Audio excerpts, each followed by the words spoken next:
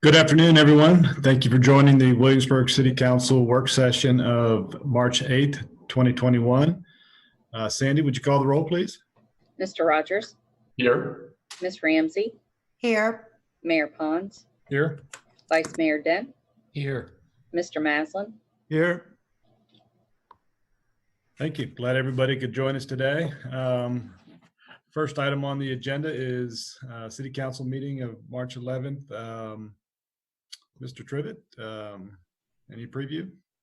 Yeah, just a couple of things on the agenda. The first one is the staff will present to City Council its implementation plan for the neighborhood balance work group outcomes. We will also do two contract issues, one accepting money from VDOT for State of Good Repair to do two projects, and then also sign the contract for Kinley Horn to really kick off in earnest the work on Capitol Landing Road.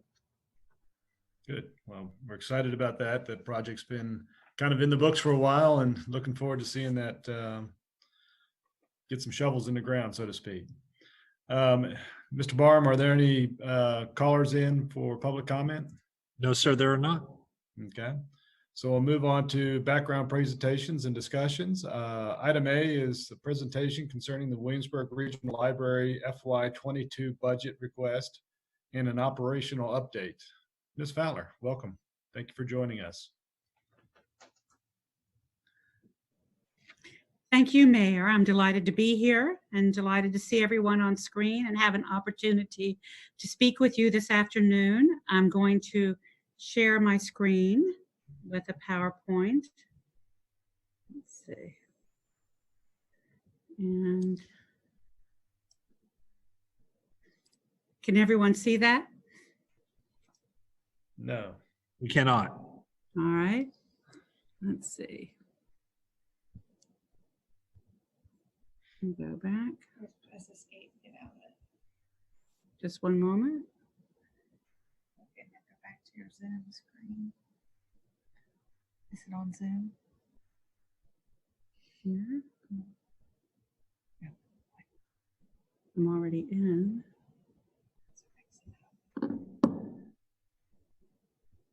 Betsy, if you like, I have it pulled up. I can share my screen. That would be good. I'm not sure why it's not sharing. I put play from start and Okay. on mine. So exit out of here. That would be great.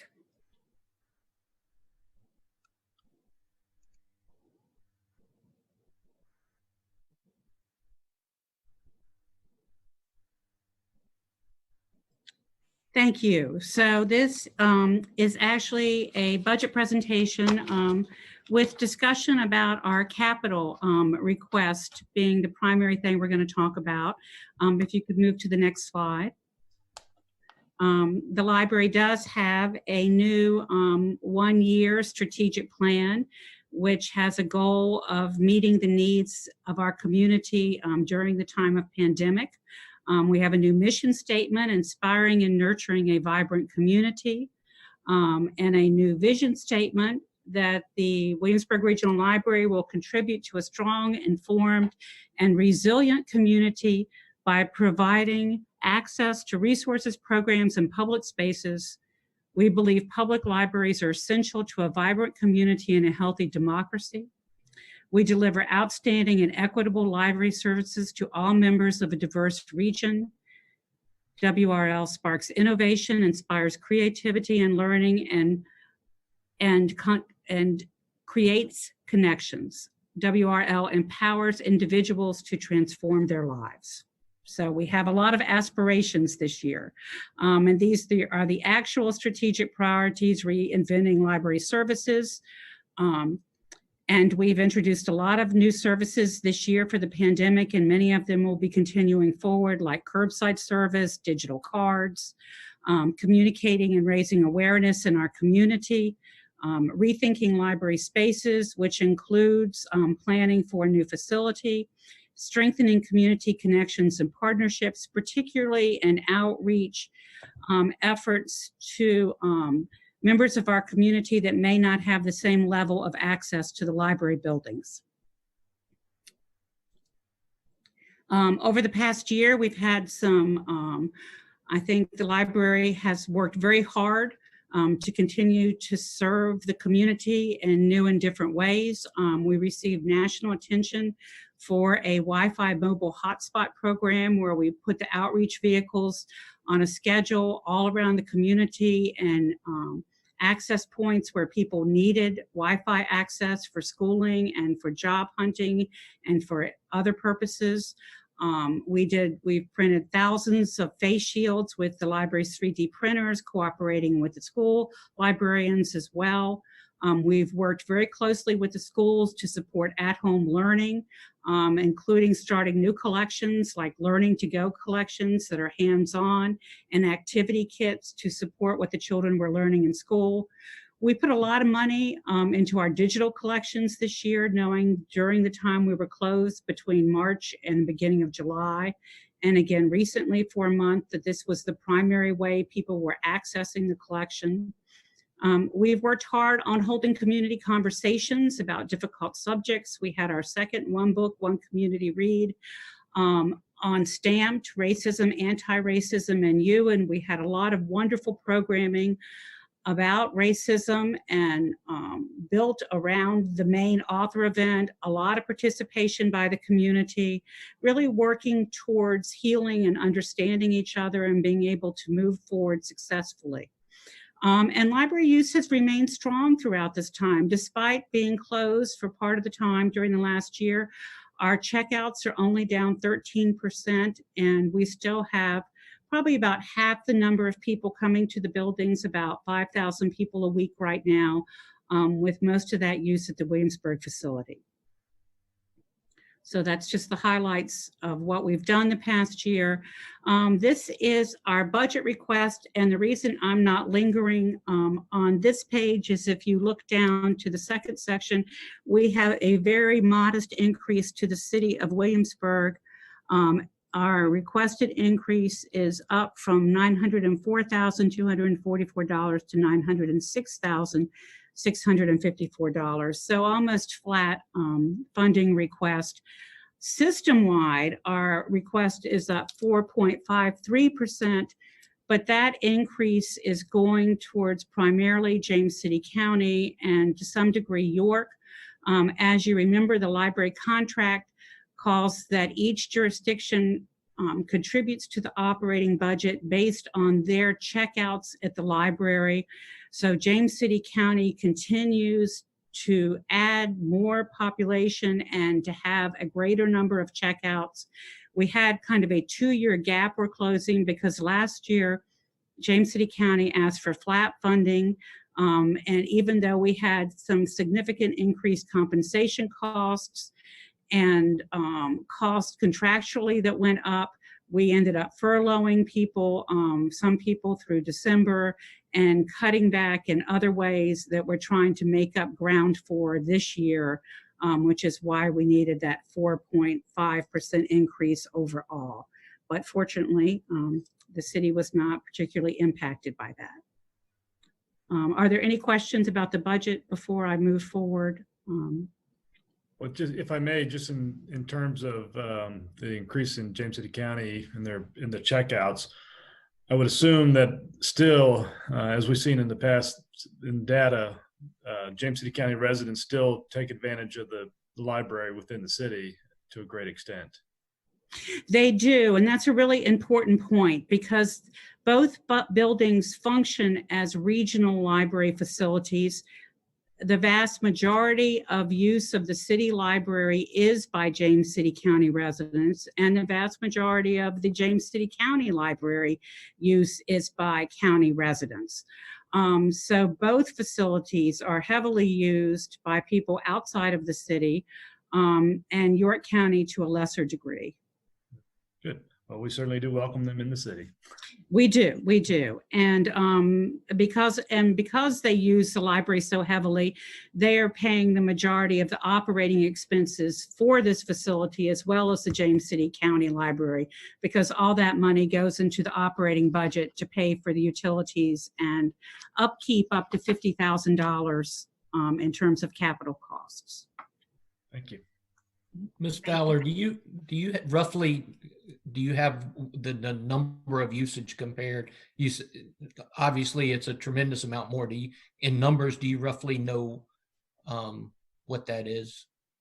In terms of the different jurisdictions, Right. I know that the county's use is probably approximately 70%, and then the use between the city and York County make up the difference and is fairly close. Because of the way the contract works, York County does not have all of the amenities and library services that the city and James City County have. So there is a percentile reduction for their use.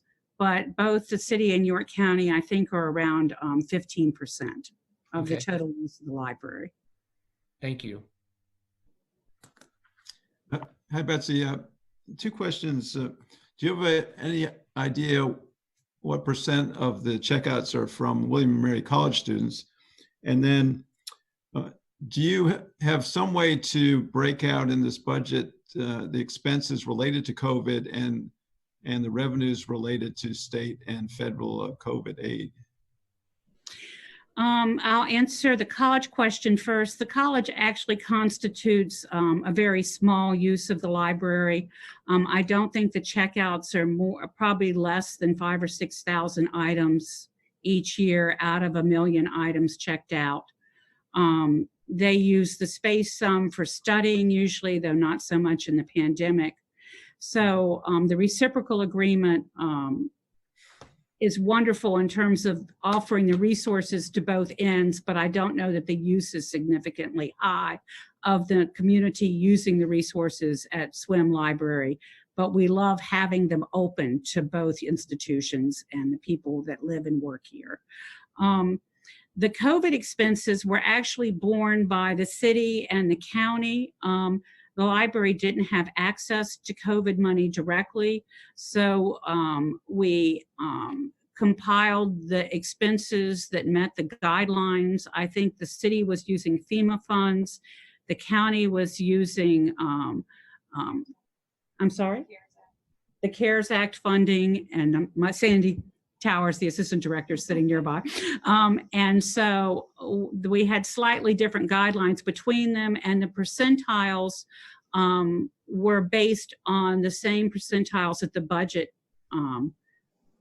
uses, and York County actually contributed CARES Act funding as well, based on their percentile of use of the library.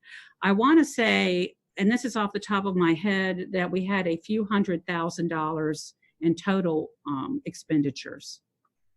Thank you. Most of that was for upgrades to the facility. We rearranged it. We set up glass partitions. We upgraded our HVAC systems. We bought air purifiers for the small group office workspaces, masks, a thermal temperature reader for each building. So most of them were facility related.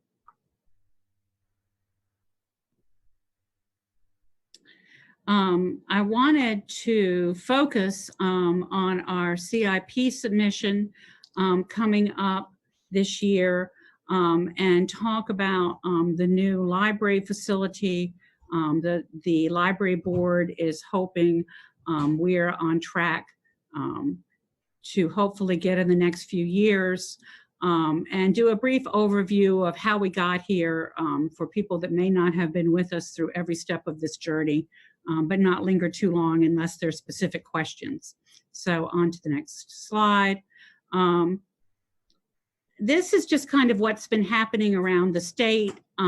There's been a lot of library building over the last 15 years, dramatically different libraries than the type of library that we have in our town. This is the new Varina facility in Henrico County. They have built, I think, they're finishing up their 10th building.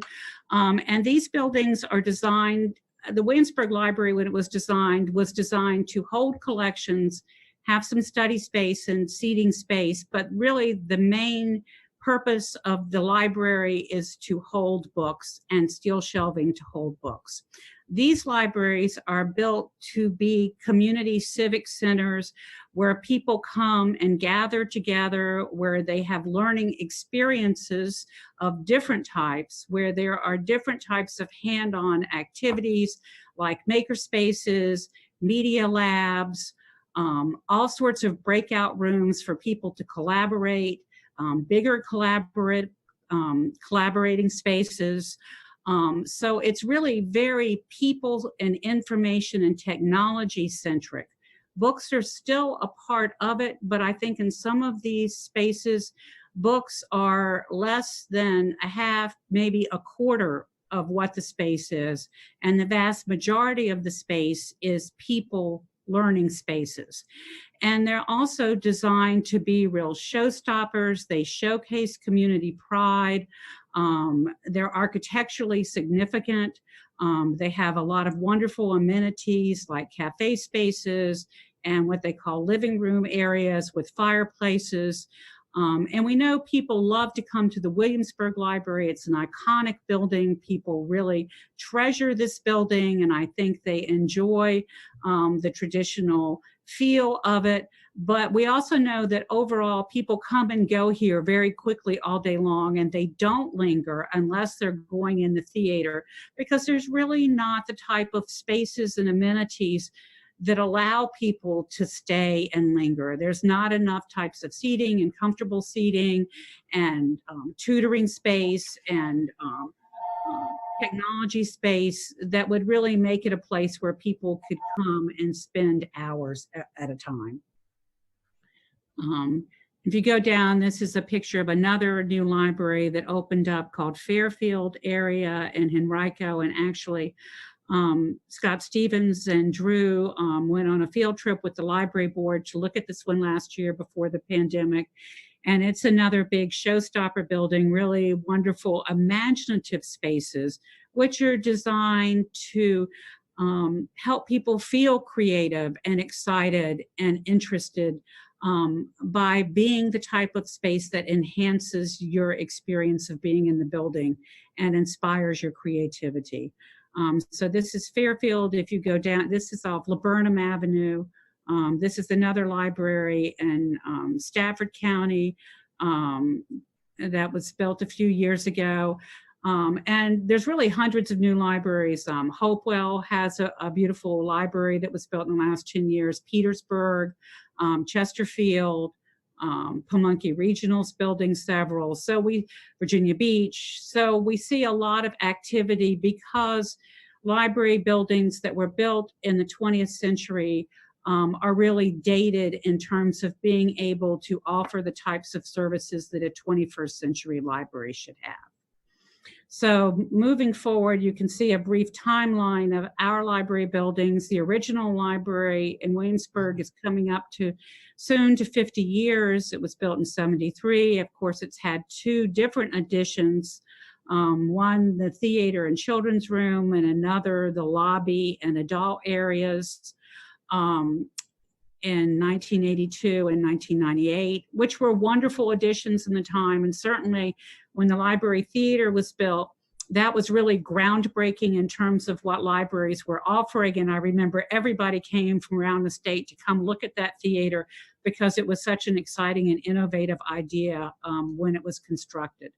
James City County built the James City County Library in 1996. And then we see that for almost 20 years, there really wasn't any updating of the spaces or any new spaces until we see the Stryker Center opening, which certainly took some of the pressure off the Williamsburg Library, which has really kind of allowed us to function the last few years as having this additional meeting room space and administrative space in the building, because we would have been very crowded. And you may not know this, but a lot of our system functions happen out of the James City County Library.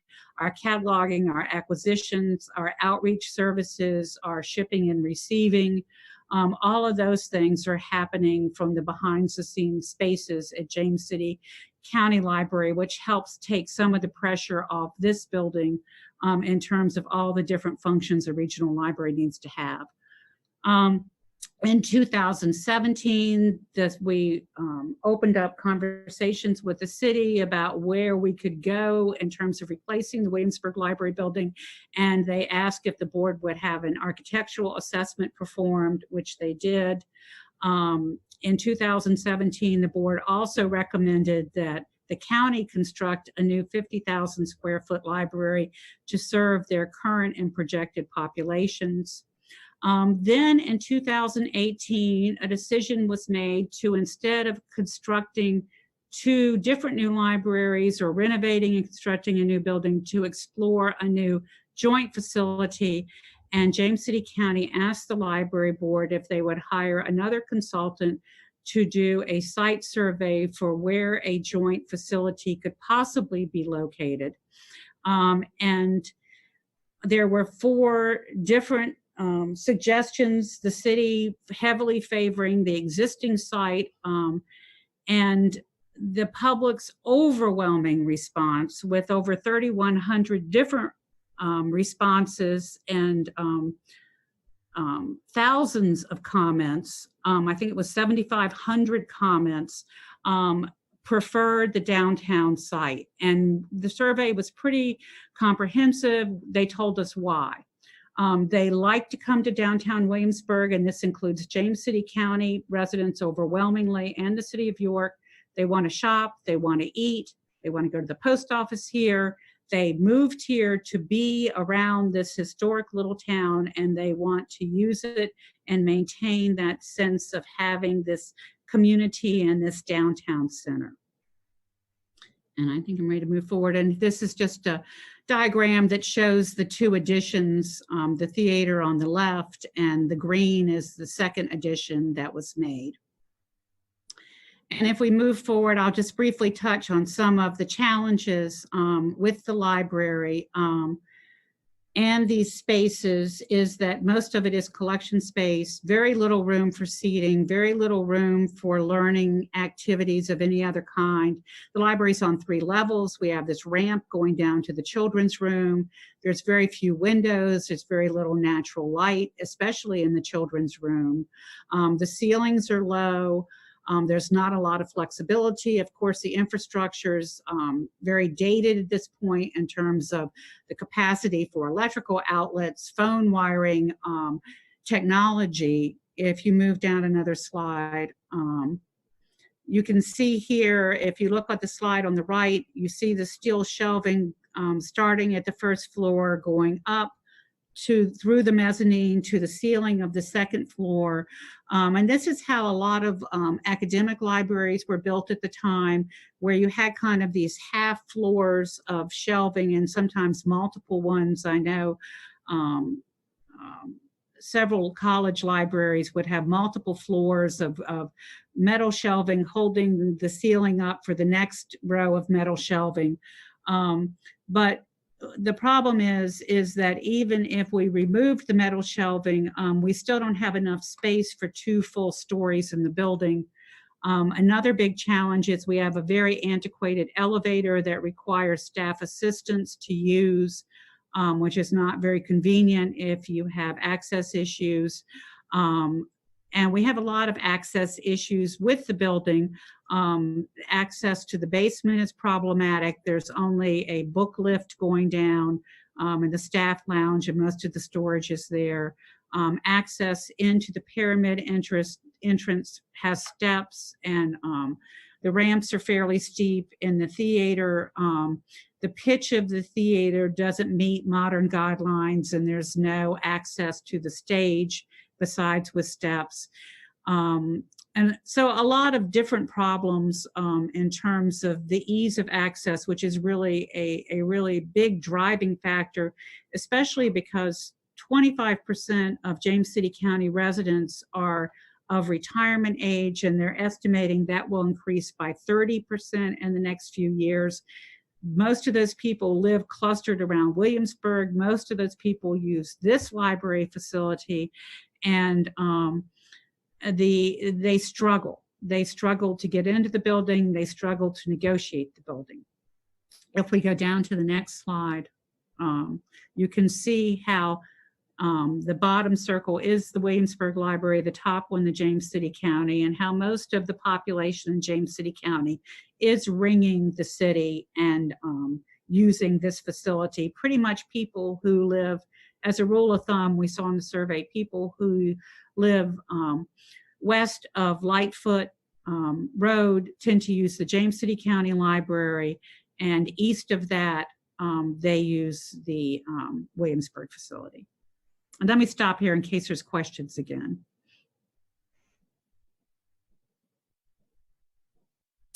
Another big issue is security in the building. We don't have sight lines from the service desks or between the service desks.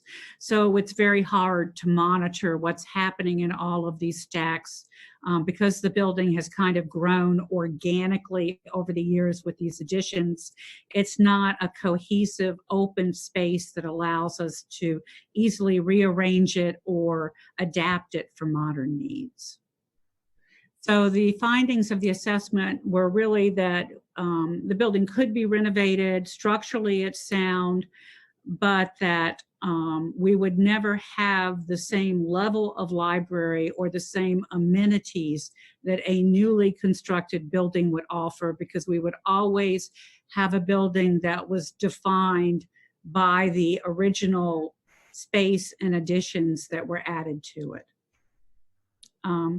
So here's the findings from the site study, and you can see, as I mentioned, out of over 3,100 respondents, 2,160 were James City County, and then 621 the city, 313 Williamsburg. And just the fact that we had 7,500 comments tells you how passionately people felt about this site and this survey.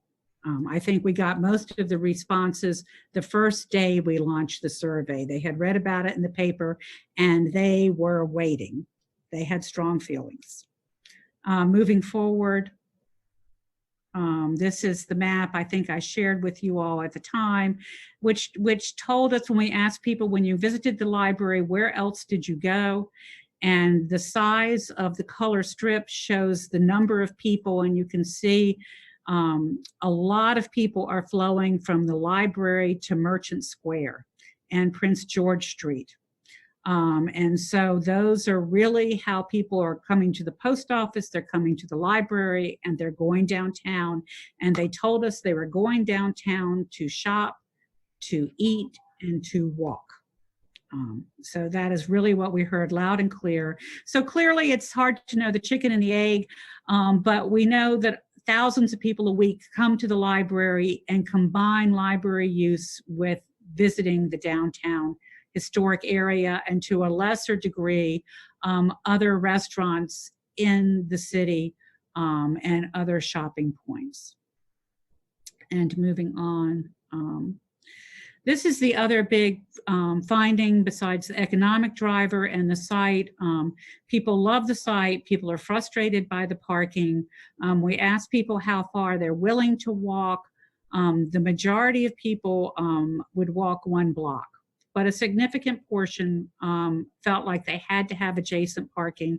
And that might very well be reflecting the older population that we're serving, that struggles to get into the building even with adjacent parking. And then we have some people that were comfortable doing 2 blocks or more.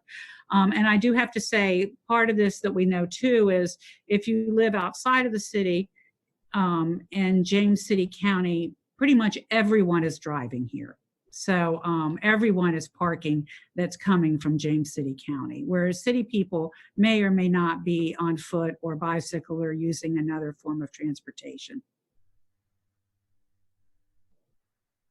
And then we ask if parking impacted their frequency or use of the library. And about 47% said yes, sometimes it does. I think during peak library hours, a lot of people told us they would drive through the immediate parking lot, and if it was full, they would drive away. So I think we would have, this is a very busy library, but I think conceivably we could have an even busier library if we had more parking available for people. So I want to talk a little bit. So this is the Google bird's eye view of the library site. In the foreground, we see this is the library, one floor, of course, the Stryker Center, the square, the shared parking with the police. So having had some preliminary architectural looks at the site, we have been able to ascertain that the library could fit, a new library, a 50,000 square foot library could fit on this site. It would need to be at least 2 stories and possibly 2.5 stories to fit on the site. One possibility is that it could attach in some way to the Stryker building, which could help optimize the use of this building. And since it has to be manned for the meeting room use, it could help with staffing, and it could help also utilize that square footage, which could decrease the amount of square footage the new building would need to be if we optimize the use of these buildings together. There's some big incentives to do a joint library project. The biggest one is just the economics.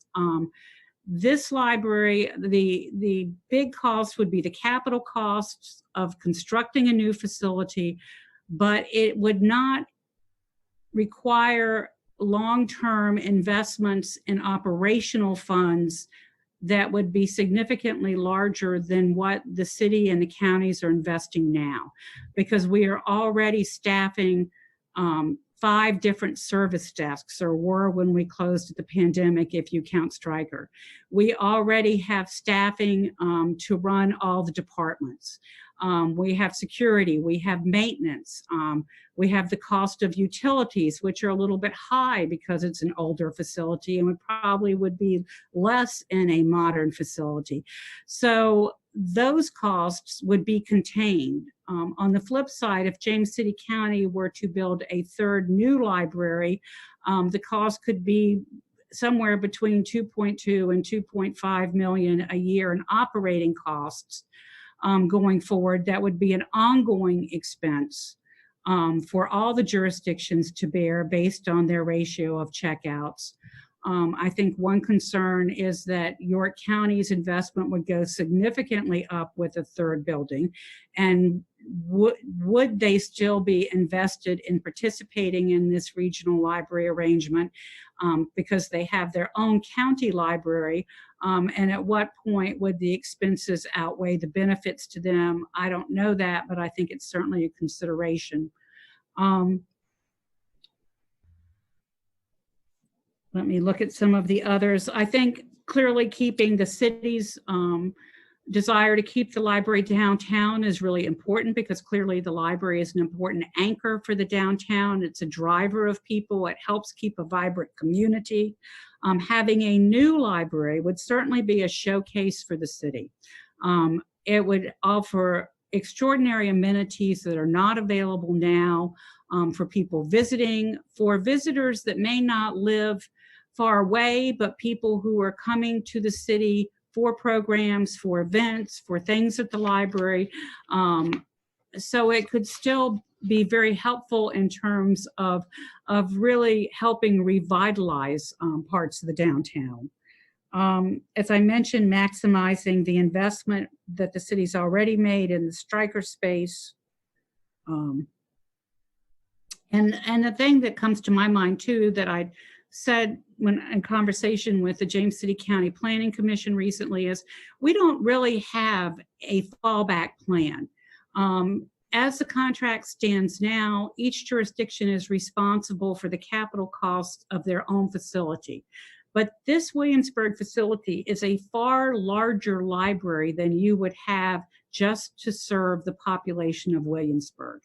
This is a major public size building, and it's hard to know how the city could replace a building of this scope and size, or even as substantial a renovation as this building would require, without the participation of James City County and the capital costs. So looking forward, even though we continue to offer James City County the options they have asked for while they decide of a standalone or a jointly funded capital cost, we don't have a backup plan for how Williamsburg will be addressed if the county did do their own building and didn't participate in this arrangement. And I think we want to be really careful that we don't have tiers of library service. We don't want there to be a huge new glitzy library in James City County and still have an older building that's not a 21st century library serving the residents of the city. So I think for the good of the system, we really need to look at how we can move forward together so that everyone has the same amenities and the same standard of library services.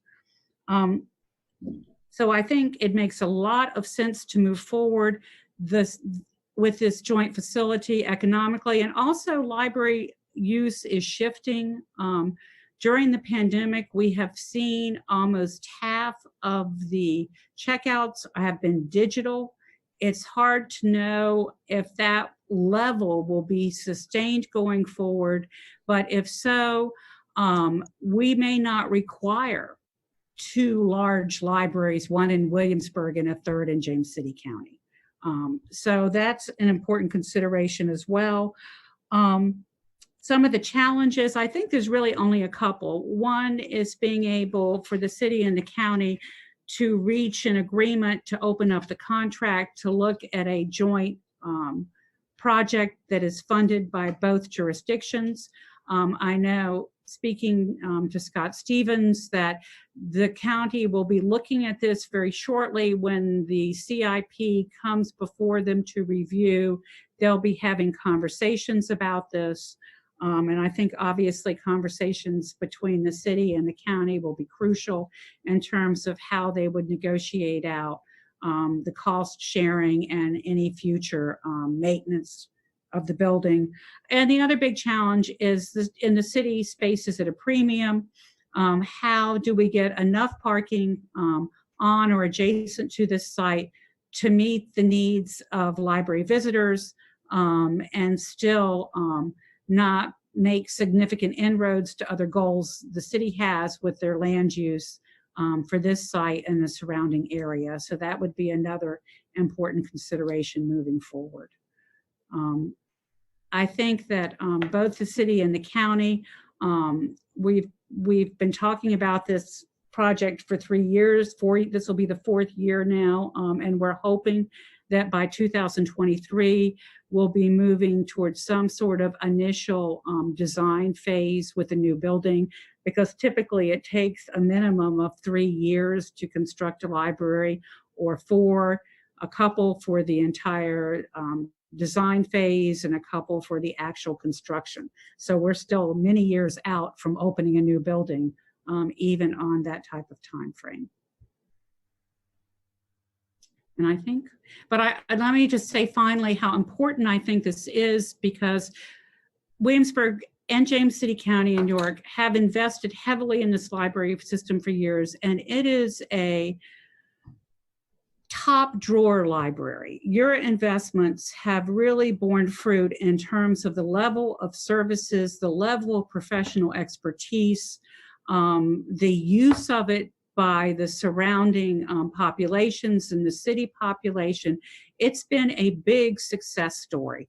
But I think at some point, the lack of adequate space in that building and amenities and possibilities is going to impact the level of services that we're able to continue to offer. And that's why the library board feels strongly that we need to go ahead and move forward with this project so Williamsburg remains forward-looking and we don't turn into a second-class library facility.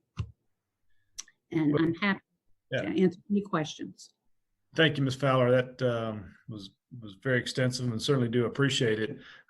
It seems to me that a joint relationship with James City County, which has been successful through the years, would continue to be that way and would serve the best interest of all of us. And while you point out that a new library downtown would be enhancement to the city, I'd like to think that it would be enhancement to all of the residents in the greater Williamsburg area, whether you live in James City County or York County. And to your point, trying to meet the needs of the growing population, and adding a third library would just be an extensive burden that may be unsustainable. And so I hope we see our way forward to if something's to be done, it would be done in a joint relationship at the current library site or somewhere in that block. I think that can be worked out. So thank you for your presentation. Vice Mayor Dent, do you have any comments or questions? Yes, I do. Thanks, Ms. Fowler. A very detailed presentation. And first of all, I'd like to just applaud you and your library staff for, it's amazing the key service highlights that you pointed out, that where you transitioned to keep the community engaged during the pandemic. I'm sure the community is very appreciative of that. And it was really amazing that you pointed out that checkouts were only down 13%. And that's even including a couple periods of time where the library is closed. And then moving on to, the bulk of your presentation on the new facility. Obviously, I think we all understand that since 1973, a lot has changed. And for me, unless you visited one of these facilities and been in one of these newer facilities, you really can't appreciate what kind of space and how inviting it is for creative learning. So I really would encourage everyone that has an interest in the library to go visit one of these facilities because they are amazing. And I agree with the mayor that I hope we could continue with a joint relationship moving forward with James City County. And I do think that with all of the things that you pointed out in your presentation, with lack of access and technology, and even down to electrical in the building, it's a challenge, and the space is a big challenge. So I certainly look forward to, and I do believe it's a iconic building for downtown Williamsburg, and something that we really need to consider moving forward, a new facility. Thank you. Thank you. Yeah. Hey, Betsy, thanks for the presentation. I think we all agree that the role of the library has never been more important than it is now. And we've talked before about one of the critical needs being for more space and resources for our youth. Can you talk about how you've collaborated with our school district to optimize and best serve our students, both during COVID and beyond COVID? Yes, I'd be happy to. In a couple of ways. One is the outreach efforts we're making to neighborhoods and communities that don't typically have good internet access. By taking, we've now have 62 Wi-Fi hotspots that you can check out for a 2-week period. We're also have boosted the Wi-Fi on this building, so it's available in a pretty much a block radius in 24 hours a day. We see a lot of people sitting outside using it a lot. We set up a symposium back in August and invited the school system and education experts at the college and the library to all make a presentation to parents about how to optimize distant learning. And we have done everything we can to help support those goals by getting packaging books and information and learning activities for children that support the curriculum that the teachers have been trying to work on. So, and we've also set it up recently so that every child in the school system can access the ebooks that we have from home and be able to download any materials they need directly from home. And they're coming up on the school site so that they could easily see what is available.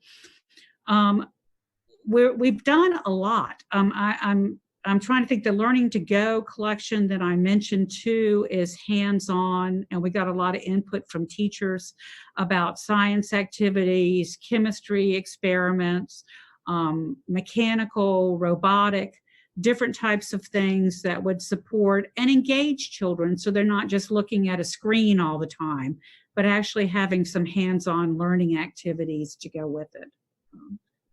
Now, we know that there have been changes with COVID since the original concepts were presented by the architect several years ago, and also new information in terms of maybe flexibility on the site. What's the schedule for the next step for the architects to sort of incorporate all that information? I think this is what I imagine happening, that the contract could be renegotiated, and the details worked out, and that there would be an RFP that goes out to engage an architectural firm that specializes in library design, of which there are several outstanding ones. They typically then get a lot of input from the library, the community, and they do a programmatic study. So they break out the space needs of what all of these functions would require and what types of spaces would have to be committed to them in a new facility. And then they actually look at putting all that together into a design or multiple potential designs to bring back to the committee to weigh in on. So at least that's been my experience in the past. That's great. Thank you. Thank you, Betsy. I appreciate the presentation, and I echo comments made by the Mayor, Vice Mayor, and Mr. Maslin. So I won't reiterate those. I do have a couple questions and observations.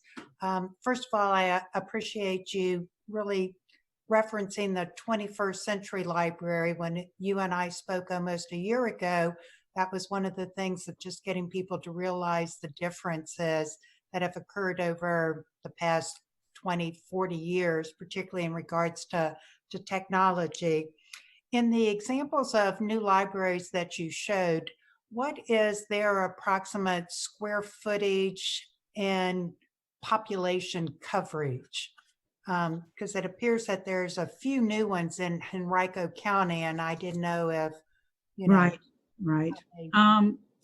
I think each of the new libraries, of the 10 they have built since maybe 2005, are in the 40-some thousand square foot range. They've really built beyond the state 1 square foot per capita rule of thumb.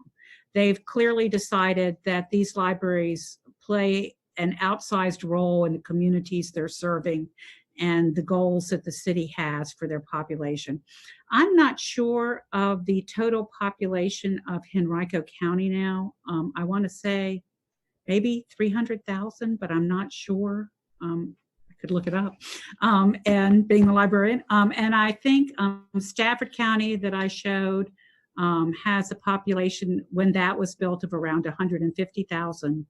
Of course, we're serving around total with the 3 jurisdictions, not counting all of York County, but just the percentile that's right around Williamsburg, around 90,000 at this time. It's what Williamsburg Regional Library is serving in terms of a population. And then, you know, a lot of these smaller communities like Hopewell, which has a fairly significant library, which they are using to help kick off the revitalization of their downtown, as is Petersburg. And I think Petersburg is getting ready to build a second one. They're again, larger buildings than you would need for that square foot per capita, because they are using them to help bring their communities forward. Well, and like James City County, York County, and even parts of Williamsburg, Stafford and Henrico are growing. That's right. Areas, so they are preparing for the future in that regard. And I think that one of the things that, you know, we've said is that this is the Williamsburg Regional Library, and people move to this region and area for the amenities offered throughout. So it's not just something for the city of Williamsburg.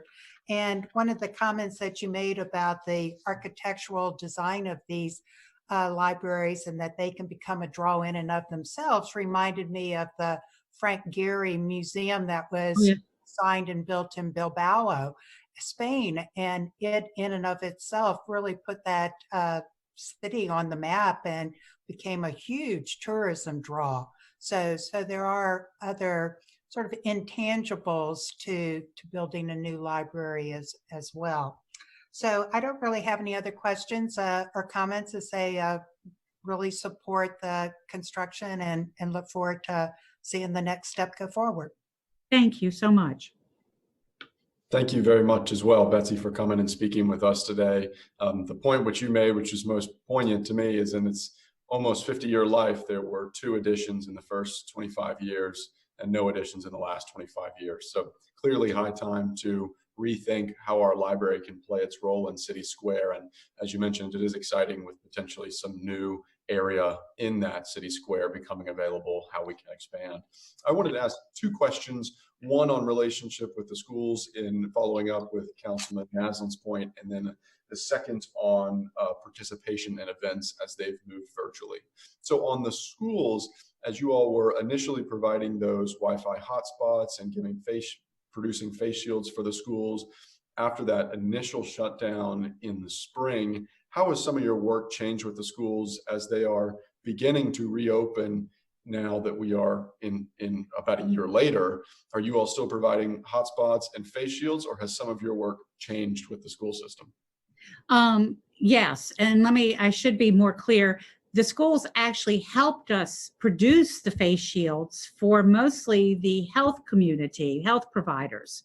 So the school librarians got on board with their 3D printers. So we were kind of all working together to make that happen.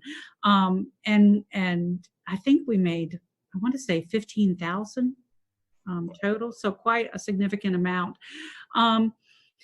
The school libraries have been closed this entire time. And the schools were very anxious to make sure that they could send children to this library building to get library cards and materials. So we also offered the ability to get it online, but we've issued a lot of library cards to, I think, probably almost every school child in this area. And this is where they've been drawing their materials from this whole year.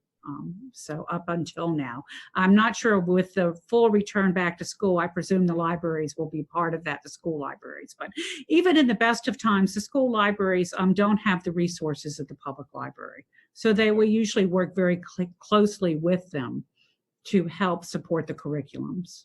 Well, that's great that there was sort of a fail-safe in the regional the Williamsburg Regional Library, allowing students to have that space to still get some of the materials they need. Last question was, I had been to a number of in-person events at the library pre-everything changing about a year ago, and I know that there's still a lot of interest in what you all are doing. There was a lot of hoopla around the author coming who wrote Stamped recently, the One Book, One Community book that we read in conjunction with William and Mary. How has participation in those events changed over the last year, whether from an author speaking or some of the Mario Kart tournaments you're doing with younger audiences? How have you seen people continue to interact with the library virtually? I think it has really varied depending on the type of program. I think the children's programs have been harder to hold virtually. I mean, in-person story time offers a socialization experience between mothers and between children that's very hard to replace in a virtual story environment. I think things like the Centuries of Art that we just had last week, we had well over 100 attendees. We've had I think over 1,000 look at the author visit either at the time or on the YouTube channel afterwards. The supportive adult programming, we average between 60 and 80, which is not bad for virtual. So I'd say the adult programs, we're probably going to continue as we go forward to look at offering some variation of either offering them on YouTube or at the time for people who want to continue to watch from home. And I think the children's librarians And the teen, young adult librarians are very anxious to start offering in-person programming because there's really no substitute for some of those types of programs. Yeah. And of course, it just really varies too, depending on what it is. Got it. Well, again, thank you very much for all of the information you've shared with us today. And I'm very excited to see the library move forward with the next steps. Thank you. Thank you. I have one more question, and I guess this would be to Drew or to Mark. Will Betsy's presentation be available now as part of our agenda? So if the public wanted to look back and see where the different libraries she referenced it are located, be able to get that information? Yes, ma'am. I uploaded the presentation a little earlier today. Okay, great. So it's currently on the website. Thank you. Okay, well, thank you, Ms. Fowler, for coming in. Lots of good information. Hopefully we get to make some headway here moving forward. Thank you. Thank you. Okay, so that takes us to item B under background presentations. This will be a presentation of the Sports Tourism Market Study by Brian Connolly and Victus Advisor. Looks like we have Ms. Hutton here to take the lead on that. Welcome. Thank you. Good evening, Mayor Pons and members of City Council. In FY20, the proposed indoor sports complex received grant funding from the Tourism Development Fund Grant Program for further study and design. To continue our path forward, the city contracted with a sports tourism consultant to review and update the sports tourism market study from 2017, evaluate the applicability of a regional programming plan to serve both the community demand and sports tourism demand, and to develop recommendations to maximize the facility for sports tourism events. Joining us today is Mr. Brian Connolly from Victus Advisors, LLC, to share an overview of the updated sports tourism marketing study. Welcome, Brian. Thanks, Robbie. Thanks, everyone, for having me. I appreciate it. Let me see if I can share my screen here.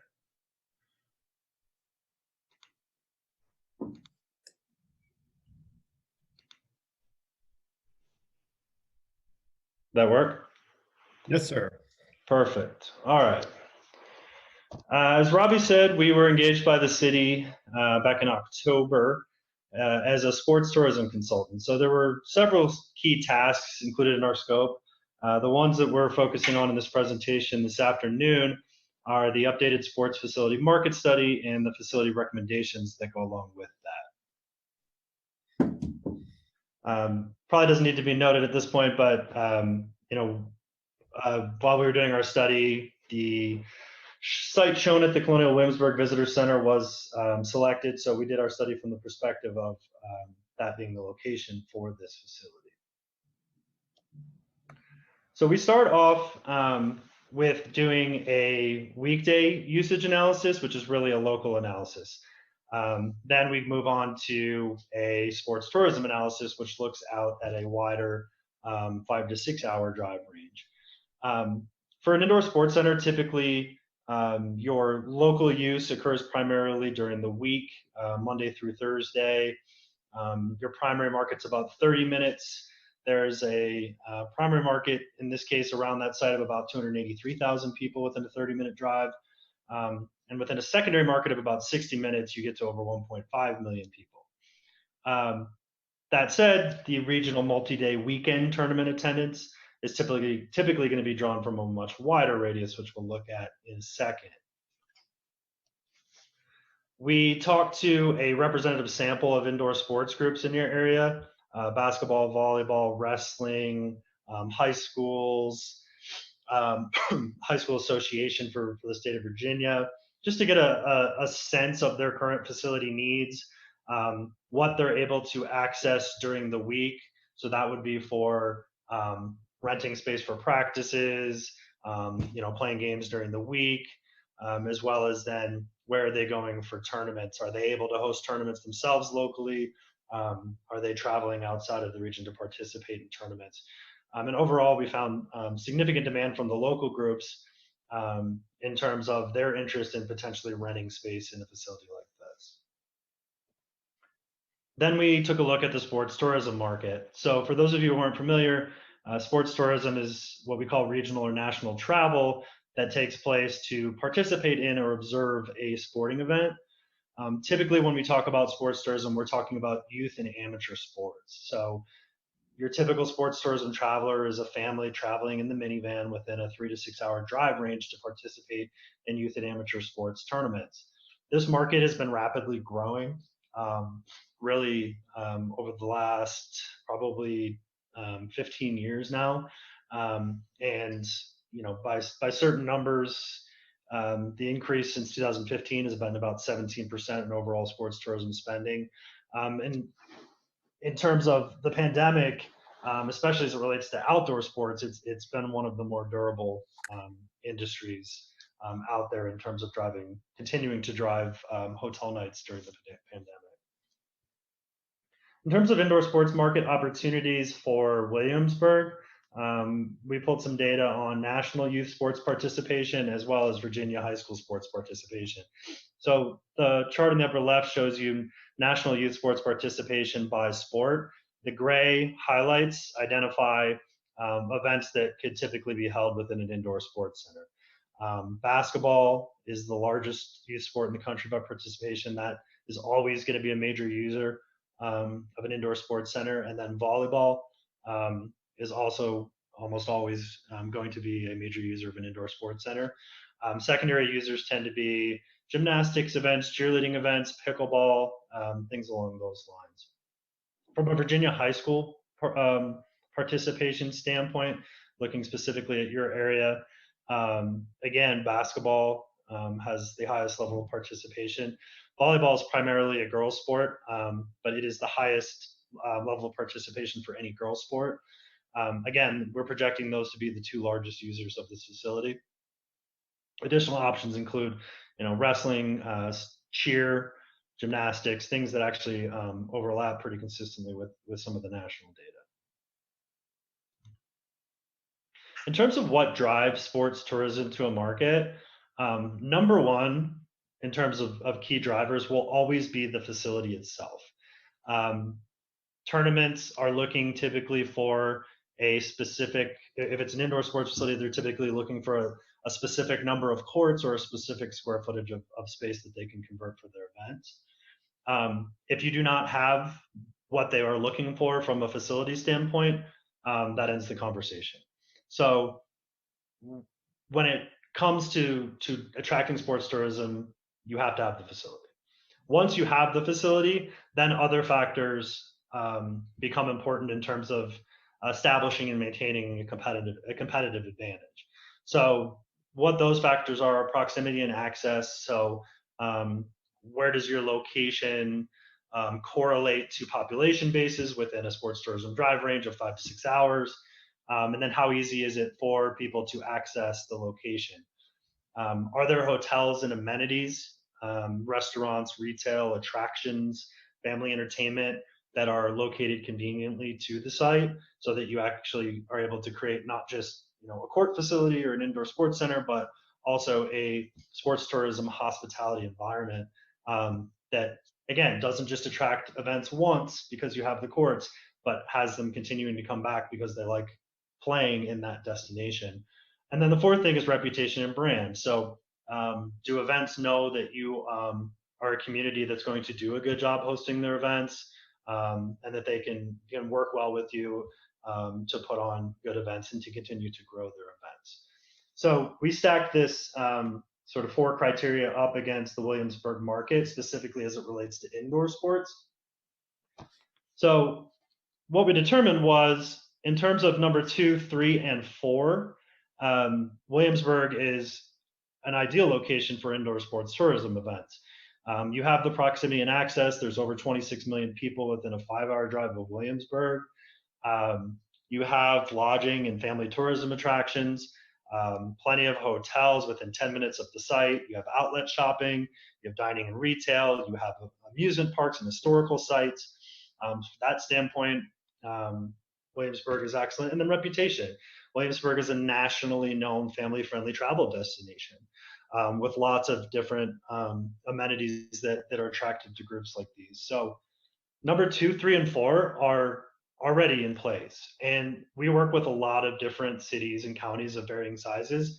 And a lot of times they don't have proximity and access. They don't have the lodging and attractions. They don't have the tourism reputation. And so they're going and trying to go into the sports tourism world because they know, well, we can just build a facility and people will come to that facility and that'll give us something to hang our hat on. In this case, you have the things everybody else wants. It's just a matter of putting the desirable sports tourism facility in place in order to be able to attract those indoor sports events. We looked at regional tournament drive time zones, identifying markets you could draw from. So when you get out to the, this is a 2.5 hour ring and then about a 5 hour ring. So once you get out to that 5 hour ring, you're looking at, as I said, almost 26 million people who live within a 5 hour drive time of Williamsburg. So that's really a large market to draw from for sports tourism. And with a facility of the scale we're talking about, you will draw some even beyond this as well. But really, this kind of 5 to 6 hour range is what's going to be your primary range for overnight stays, which is what you're looking to draw. You want the families to come. The vast majority of tournaments throughout the year are going to be 2-day weekend tournaments. Occasionally, you'll have a 3-day, depending on the calendar. Keep in mind, it's primarily youth sports, so it's children that are going to be in school, 8 or 9 months out of the year. So during that period, the vast majority of your sports tourism events are going to be weekends. So you're looking for a family to drive in on Friday, stay Saturday and Sunday, potentially, or stay Friday night and Saturday night, potentially head back Sunday. Maybe if it's a 3-day weekend or something like that, it might be a 3-day tournament. Maybe if they're taking a vacation, they'll tack on a couple days at the front, a couple days at the end. That's what you're trying to do with sports tourism. During the summer, when kids are out of school, you will see some longer tournaments, but those are going to be very large tournaments that there's only a handful out there. That might be a 4 or 5-day tournament. Most facilities might host 1 or 2 of those during the summer. And so you book these a year out, if not more. So if you have other programming going on, you can adjust the programming around those types of, 1 or 2 off large events. We also looked at regional sports facilities within that competitive range, trying to identify what the other facilities out there are. And we identified, I believe, about 17 primary sports and recreation indoor facilities as comparables and analyzed their operations. The only one that's located within about a 30-minute drive of Williamsburg, I believe, is the Blue Williams Sportsplex, which is about 28 miles away. The next closest one is about a 60-minute drive. In terms of our recommendations, so based off of our market research, our analysis, and our industry experience in the sports tourism space, we're recommending the following components for a new indoor sports center in Williamsburg. So as a base, we're recommending, and this is always the most important criteria, is do you have the court space that they need? We're recommending 12 basketball courts, which are convertible up to 24 volleyball courts typically. So it'd be 2 volleyball courts overlaid on 1 basketball court. These are also super flexible. So you could have, 6 basketball courts going at one time, a hanging divider, and then on the other side, you might have 12 volleyball going. They're very adjustable and flexible. You could even host 2 smaller events at once. In terms of size, we looked at different facilities that were comparable to what we're recommending. We estimated that this facility would need to be at least 150,000 square feet, which would accommodate not only the court space, but also having lobby space, gathering space for teams, flex rooms, some they could be used for either team meetings or hospitality space or changing rooms for referees, things like that. A food and beverage component. But we estimated there would need to be at least 150,000 square feet. And in terms of seating capacity for facilities like this, when it comes to multi-day sports tournaments, there's not a significant need, or really any. We asked all of the groups that we interviewed whether they had any demand for a large seating capacity. Most did not, and the ones that did said, well, if you have a few bleachers at each court, for some parents or whoever to be able to watch their kid. If those are portable, they can be pushed together around one court for a championship game, and you could have 800 or so seats there. That's really all we'd ever need. So that's really our recommendation in terms of courts, size of the facility, flexibility for seating for different events, things like that. One of the other things I want to emphasize is what we're proposing here is what we consider to be a best practices model for many communities that we work with. And we call it a hybrid operating model. So it's not as simple to just say when you're building an indoor sports or recreation center, okay, this either needs to be a programming facility, meaning 7 days a week, 360 days a year, we're running all of our own programming. People can come and pay an annual membership, or people can pay to participate in particular leagues, but the operator is producing and controlling and marketing every single event that takes place in there. The other end of the spectrum is a rental only facility, where the operator does not create programs. They don't run leagues, they don't run camps, they don't run clinics. The facility is basically empty unless there is an outside user that wants to rent it. So those are kind of the two widest ends of the spectrum. What we're proposing is a hybrid operating model that does both. And the reason we consider this a best practices model is if you're a rental only sports tourism facility, like I said, the vast majority of the events are going to be primarily 2 days, sometimes 3-day events anyway. So what you tend to end up with is you end up with a facility that's used significantly less. It might sit empty 70% of the time. And it's really only used when you're renting the facility either to a tournament, or if you have some local AAU teams that need practice-based things like that, they might rent it for an hour or two during the week for some practice time. So what we're proposing is this hybrid model where essentially Monday through Thursday, most weeks are going to be dedicated to local use programming and local rentals. So we identified demand for an 8 basketball court facility in order to be able to absorb and grow all of the existing parks and recreation program that the city of Williamsburg does. So you could transfer over from your existing facilities, all of the existing program, plus expand it to accommodate the need that's out there that isn't currently being met because of the limited court space. We believe 8 basketball courts convertible to 16 volleyball could accommodate that.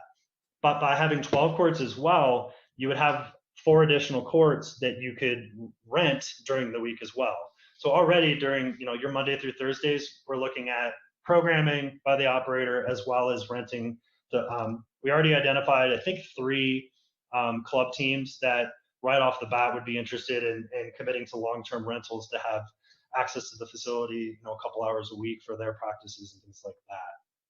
So that maximizes use of your 12-court facility through Monday through Thursday.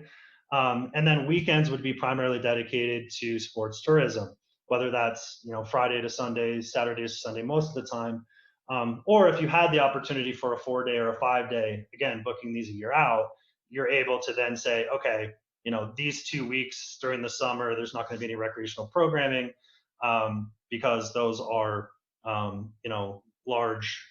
large tournament weekends that we're going to dedicate to it. It's easy to plan those out when you're booking events a year out. So what this model does is it's going to maximize your overall benefit, not just from an economic impact standpoint, but also from local use and local access. It's going to have the most usage for the facility. You're not going to sacrifice any sports tourism opportunities. And that's one of the things I want to emphasize is there's no, it's not like your local programming crowds out that sports tourism. In your operating model, you dedicate every weekend on the calendar, up until a couple months before that weekend to try to plug in a sports tourism opportunity there. Like I said, these events are getting more and more sophisticated. They're not calling you up 3 months before and saying, hey, can we run a tournament in your facility in 3 months? They're planning sometimes on multi-year agreements. They're planning a year out, 10 months out to try to lock down where each of these events is going to be the next year. So there really isn't any lost sports tourism opportunity by using this hybrid model. You're actually maximizing the overusage and maximizing the economic benefit and the local benefit.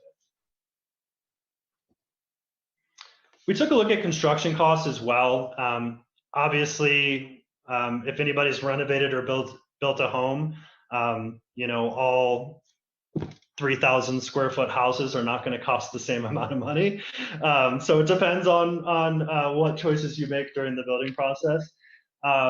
But what we did is we picked about 6 facilities across the country that we saw as the most comparable to something like this in terms of they're all between about 100,000 and 200,000 square feet.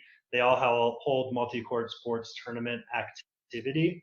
And we identified a range of costs that we then adjusted to available data from Q4 2020. That's the most recently available construction data. To adjust their costs to today, and then we divided those costs by square feet to kind of get a metric. So on a square foot basis, those 6 facilities in Q4 2020 dollars ranged from about $125 to $250 per square foot. So on average, that's about $182 a square foot. If you build a 150,000 square foot facility for $182 per square foot, that's about $27.2 million in 2020 construction dollars. So we would recommend you consider that a baseline. We know that Williamsburg, as a historic city, has some building look and feel standards that they'd want to comply to. These are also in a lot of different locations. Plus, if this isn't built for another, let's say, 2 years, there could be some increases in construction costs. So we would say, start at 27.2 million, probably plan for a little bit more. But once you engage architects and engineers and construction managers, they'll be able to put together specific plans that can then be priced out and analyzed more closely. We put together an operating model for a recommended facility. So as I mentioned before, this is a hybrid operating model in terms of programs, local rentals, and sports tournament rentals. So in all, we have about 23,000 annual facility hours, which is very good usage for a facility like this.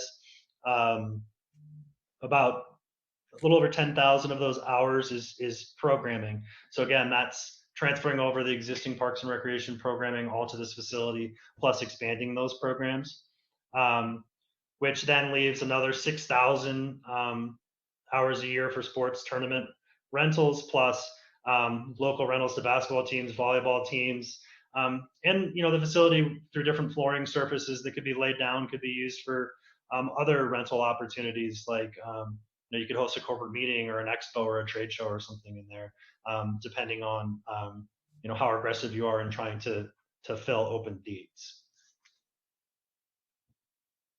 We also took a look at understanding in-market visits versus out-of-market visits. So we used the county as the Williamsburg MSA, sorry, so the city and the 2 counties as in-market, and then out-of-market's drawn in from outside of there.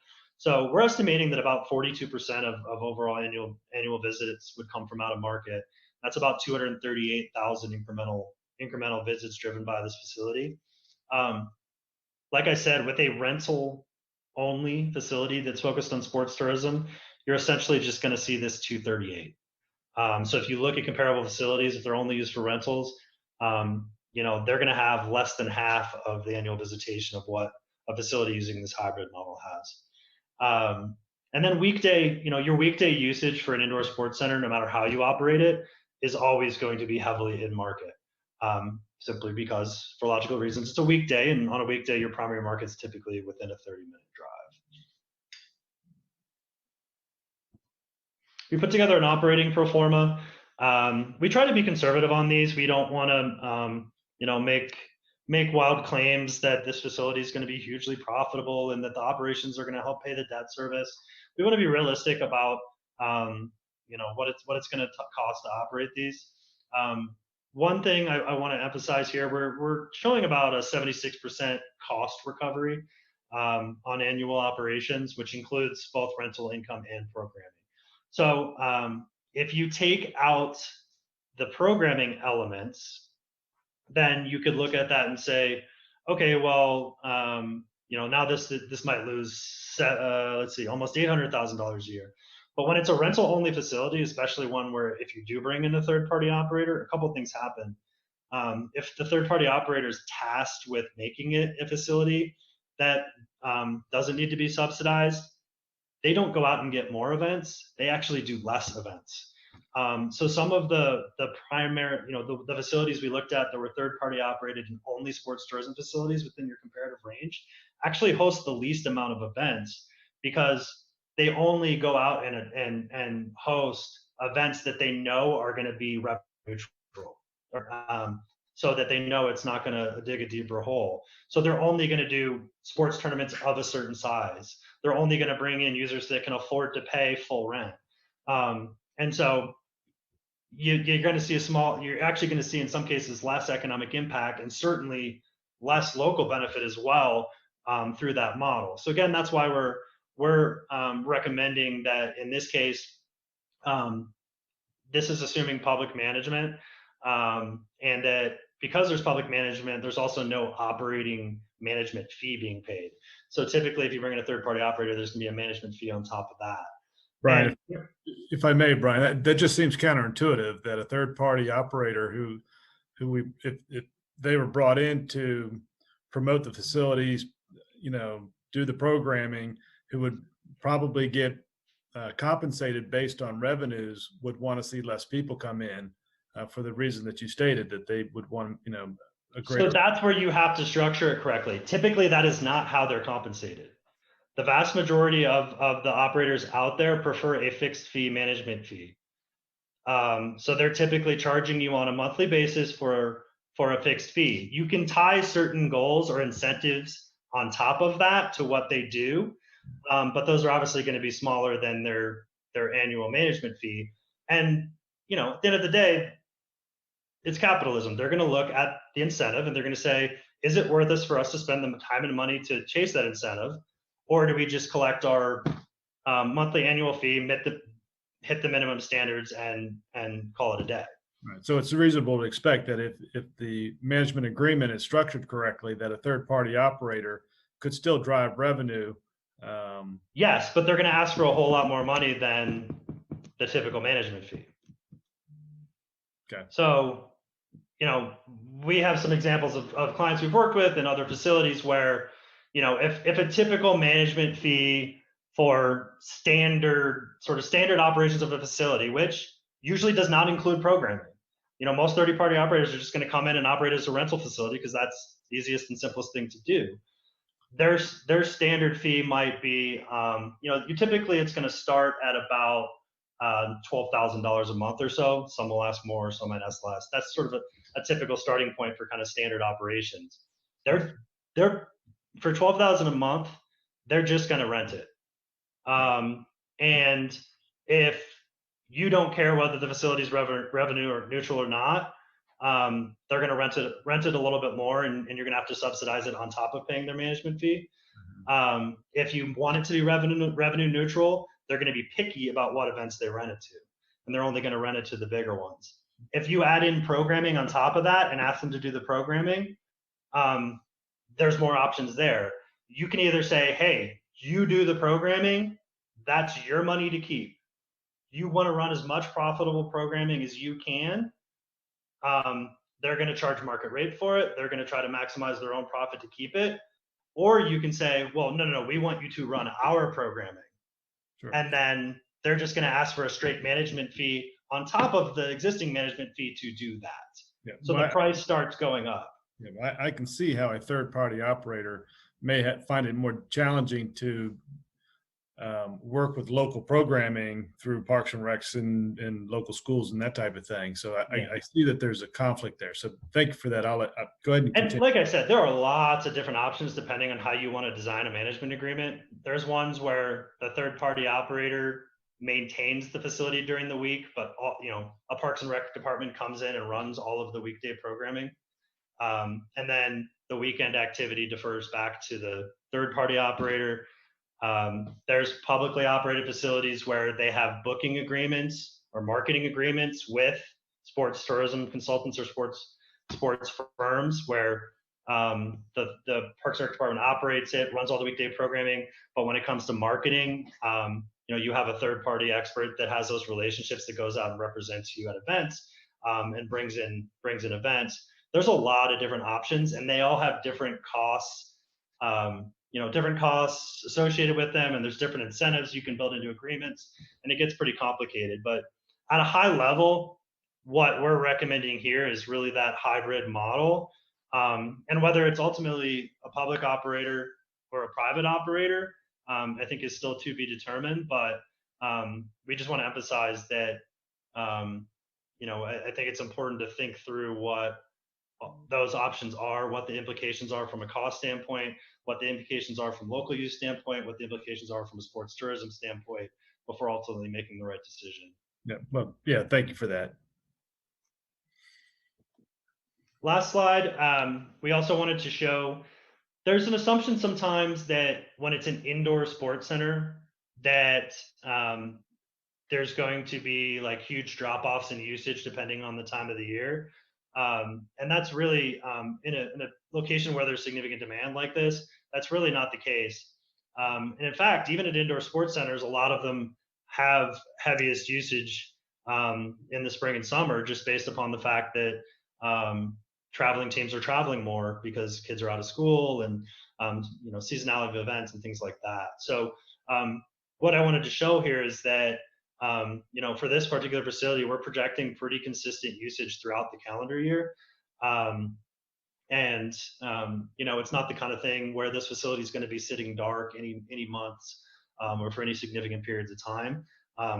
We found demand for a facility that would be heavily used both for local use and for economic impact. And from our perspective, that's the best outcome when you're using public dollars to pay for a facility of this scale. So that concludes my presentation. Does anybody have any questions for me? Well, there's certainly a lot in that. Thank you, Brian. And I can, based on your presentation, I can certainly understand better the need to think about ultimately how this site would be managed, because clearly the goal would be to maximize revenue, both at the facility, but then ultimately to get the return on investment through usage in the community at hotels and restaurants and local attractions. Yeah. When you talked about the 17 comparables,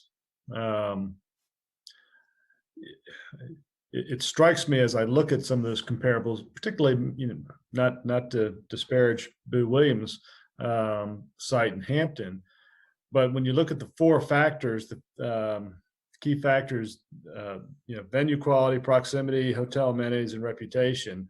I mean, it would seem to me that once we had the quality product, it would be hard for just about any sports complex in and around us to match our proximity, match our hotels and restaurant amenities, Busch Gardens, the other attractions that would complement a facility like this, and have the brand recognition that we offer. I mean, absolutely, yeah. Yeah, and I think when you look at the sports tourism space, it's grown a lot, like I said, over the last 10 to 15 years. And the thing that people start to worry about is oversaturation. Too many of these facilities are built. And so if you're one of these markets that doesn't have 2, 3, and 4, and you build the facility, you're going to have a stretch of time still where you're going to be able to attract events. But over time, that's not a sustainable competitive advantage, just having the facility. Because anybody else that commits the tax dollars to it and the operating funds to it can build a similar facility. Over the long term, over the next 20, 25, 30 years, what's going to differentiate you beyond having the facility is those elements that you in Williamsburg already have. And those are the things that can enable you to develop a long-term competitive advantage relative to a city or county in the middle of nowhere that says, hey, we're going to build the same thing they built. Okay. All right. Well, thank you for your question, or for your answer to my question. We'll turn to Vice Mayor Dent first, if he had any questions for you. And keep in mind, Council, that we do have the economic impact discussion coming up just after Mr. Connolly's presentation concludes. Vice Mayor? Yeah, thank you, Mr. Connolly. And you actually just answered one of my questions about, you know, the competitive nature of all these facilities and the long-term advantage that Williamsburg would have by already having 3 of the 4 factors in place.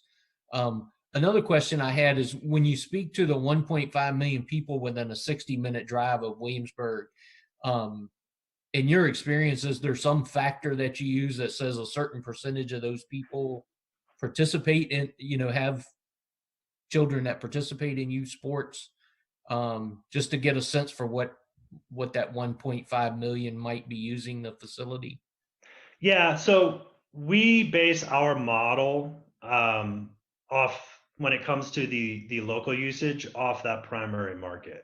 So we used the city of Williamsburg and the 2 counties as the primary market, and we built our usage model solely off of those. So any usage you might be able to attract from that additional 30-minute drive time zone would be kind of found money on top of what we're showing in our model. Whether you're able to draw from that range or not really depends on, let me go back to that.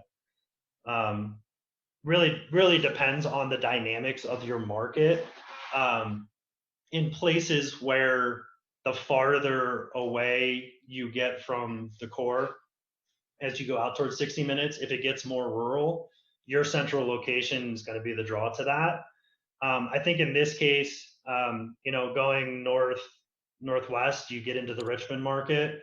You know, we've done some work in Henrico County over the last 2 years. And then as you go southeast, you're getting into Newport News, Hampton, Virginia Beach.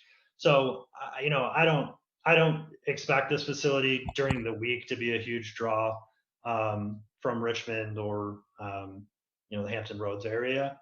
But like I said, you know, our model is really focused on the city of Williamsburg and the 2 counties as the primary market for local usage.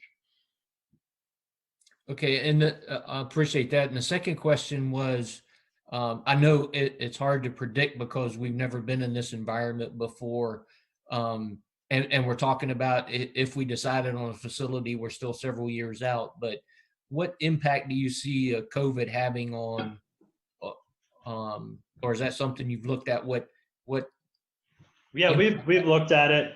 We've actually done surveys in a couple different markets with sports organizers specifically focused on how, you know, whether they see COVID creating permanent changes to this market. And unanimously, they all say no. Once there's a vaccine that's been widely enough distributed, they expect it to go back to completely to normal. What we've seen over the past year, obviously everything shut down, you know, in the second quarter of 2020, everything everywhere. But from an outdoor sports standpoint, in particular, things started to open up this summer quite a bit. In some places, outdoor sports pretty much returned to normal in terms of usage levels. Indoor sports obviously has lagged quite a bit. But, you know, our expectation is, you know, if this facility opened in 2023, let's say, you know, middle of 2023, we would not expect to see any, you know, lingering impacts of COVID on the operations of the facility at that point. Thank you. That's all I had for now. Mr. Maslin? Yeah, thanks for the presentation. On the Virginia Beach Fieldhouse, you say that opened in 2010. How does that compare to the Virginia Beach Sports Complex that just opened last year? Virginia Beach Fieldhouse is operated, it's actually the same operator. It's complicated. But it was built, the city gave them the land tax-free for the first 10 years, I believe. but they then turned it over to the private operator to build it and operate it with no restrictions on the facility whatsoever. So what happened is the first couple years as they were ramping up usage, they hosted some sports tourism events. The facility's part courts and then part indoor artificial turf. Indoor artificial turf is not really a sports tournament driver. It's primarily a local use and recreational amenity. And so on the courts, they were able to bring in some basketball tournaments and volleyball tournaments and things like that. But because it was a private operator that was trying to maximize its own profits, they transitioned most of their programming over to their own programming and essentially crowded out all the sports tourism events, or the majority of sports tourism events, to try to maximize their profits and pay back the debt service they did have. So we were hired by the city of Virginia Beach in 2016 to help them plan a new facility that could hold all of the sports tourism events that couldn't go into that private facility.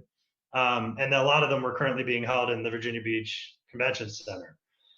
So we helped them plan the Virginia Beach Sports Center, which is, I think it's 12 basketball courts convertible to 12 volleyball.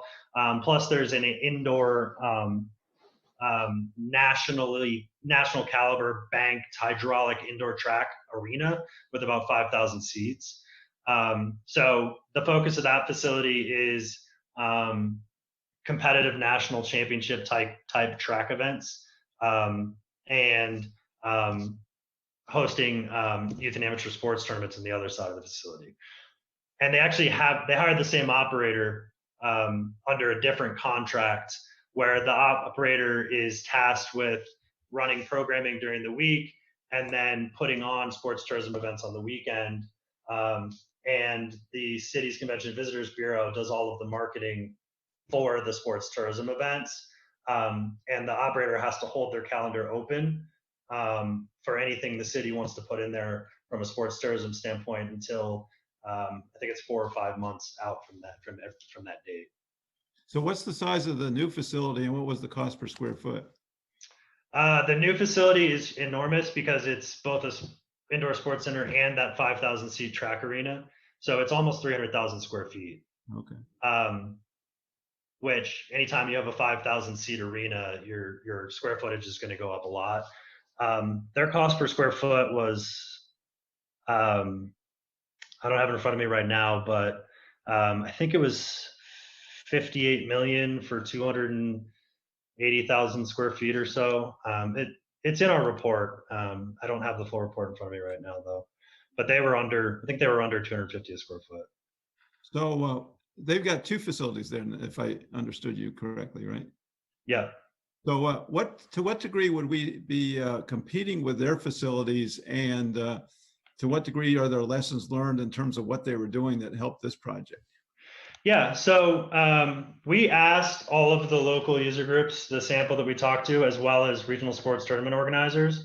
We asked them, do you think from a sports tourism standpoint, there's room for this facility and the new one in Virginia Beach?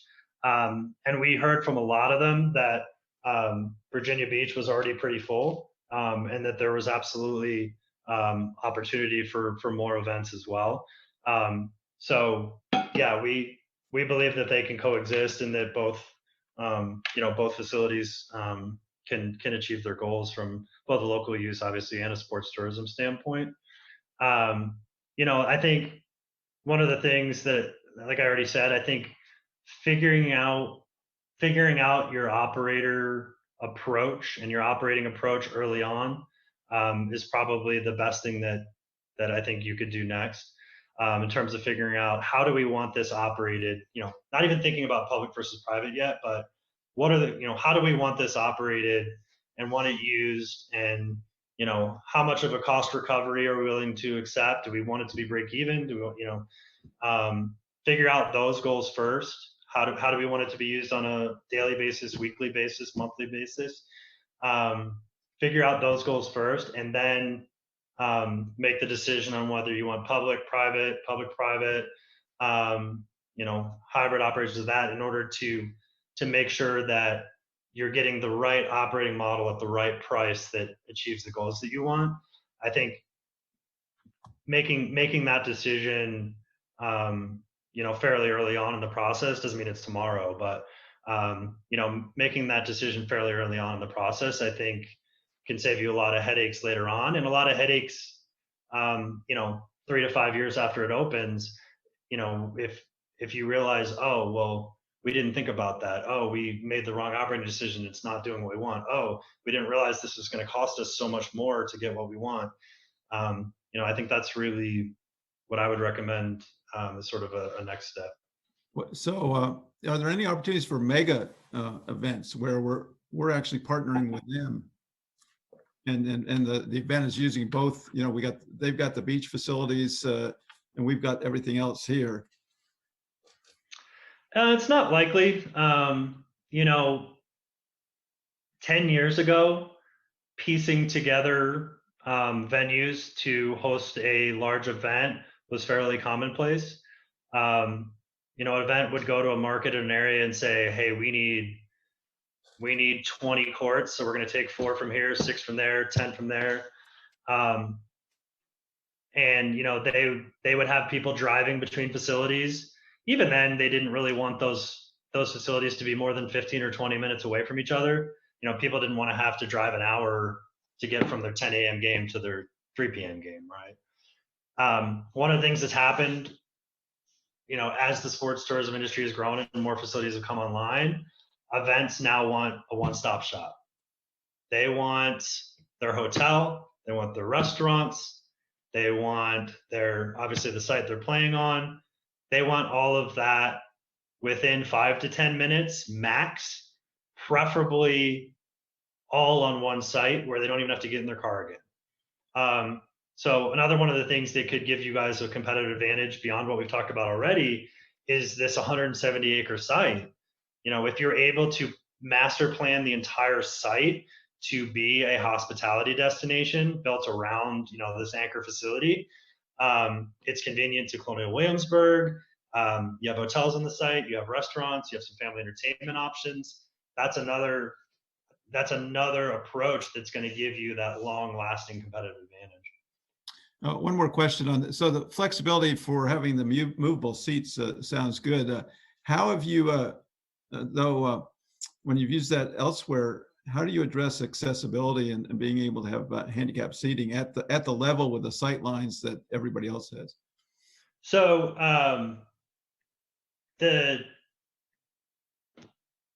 basically, one side of the court would have some bleachers on it typically, maybe, the 800 to 1,000 seats we're talking about, or maybe, one side and one end. So you could have the floor, on the other sides be cordoned off for ADA seating. That's pretty common. Thanks. Barb? Thank you. Lots of questions have been asked. A lot of information has been presented. So I just have one question after thanking you for the presentation and all the great data that you've provided us. I recognize that youth sports is really the driver here, but I questioned if there's any consideration for, say, pickleball, and whether any of the courts would be adaptable to that. Yes, we included all of the city's existing pickleball programming, plus growing that programming with the additional capacity and availability. So we're assuming that is going to be one of the primary weekday uses, and there could also be opportunities for either the city organizing larger pickleball tournaments in the facility, or partnering with USA Pickleball, for example, to host a larger regional or national pickleball tournament in the facility. Certainly could be something that would be pursued. So you would take the basketball courts and reconfigure them just like you would reconfigure them for volleyball? Is that? Yep, it's very common. Yeah, we talk to USA Pickleball all the time when we're doing indoor sports centers because they're always very interested in indoor space. All right. Thank you very much. Appreciate it. Yep. Brian, thanks as well. I echo all of my council colleagues' points on how informative this presentation was, also how frank you were in sort of what we are looking at right now with its ability to, one, perform in the region, but also some of the costs that it would take. I think looking at what was almost about a $500,000 budgetary shortfall and still not knowing what our actual relationship with an operating group may be, I'm particularly curious to take all this fantastic information you've given us and compare it to the economic analysis, which we'll have up next. So I don't have any questions for you, but thank you very much for all of the work you put into this. It really has helped immensely. I'm excited to go over it in my own time once again after this presentation as well. Thank you. Okay, well, thank you, Brian. I appreciate your time and efforts and look forward to digging into your report a little bit more. And if I guess if any of the council members have any follow-up questions, we'll probably direct them to staff and then on to you. Sure. So good. Thank you very much. Thank you. Okay, that takes us now to the presentation of the economic impact analysis for the proposed indoor sports complex by Tom Hazinski from HVC Convention and Sports Entertainment. I know I pronounced that name wrong, but Robbie, No, you got it just right. It's just like it sounds. It's spelled like it sounds. Sure. So, yep. So in addition to working with the sports tourism consultant, the city also engaged with an economist to provide an economic impact analysis of the proposed sports complex and to also evaluate the information provided in the Victus advisor report. So Mr. Tom Hazinski and Mr. Joseph Hansel are joining us today from HBS Convention, Sports and Entertainment Facilities Consulting to share information from their economic impact analysis report. Okay. Thank you, Robbie. I'm going to share my screen here and start our presentation.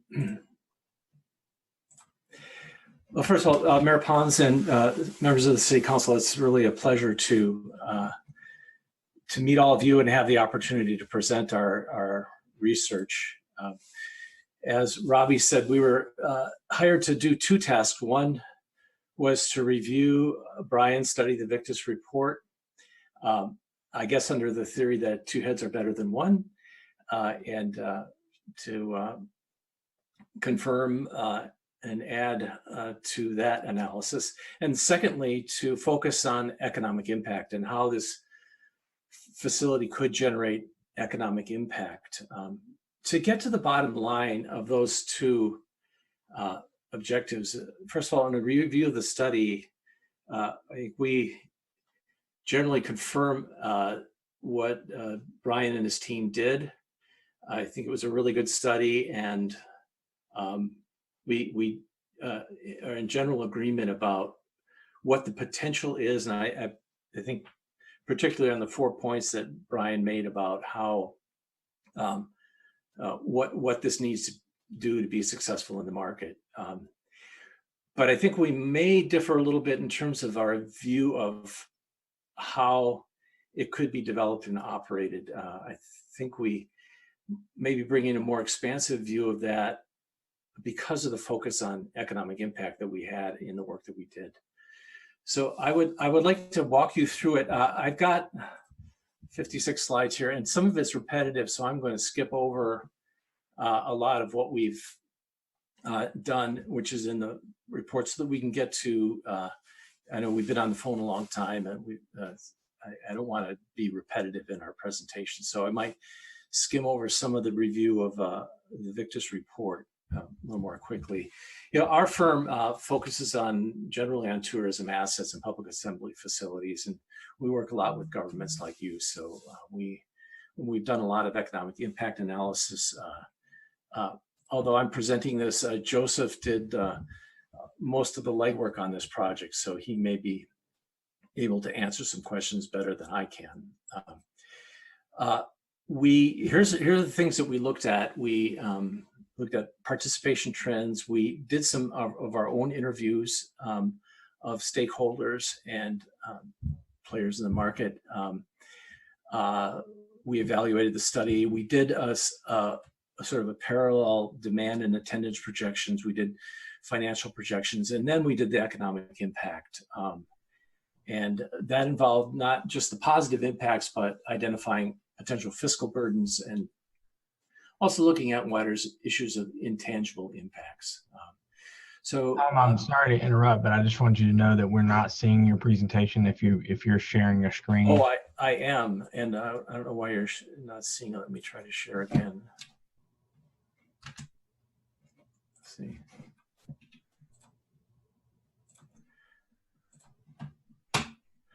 Sorry, my mistake. I did not share properly here. Okay, here we go. Great, we can see it now. Okay. All right, great. So this is me and Joseph. Here we go. Okay. So this is what we look like. You don't see us on the screen. So in terms of participation trends, while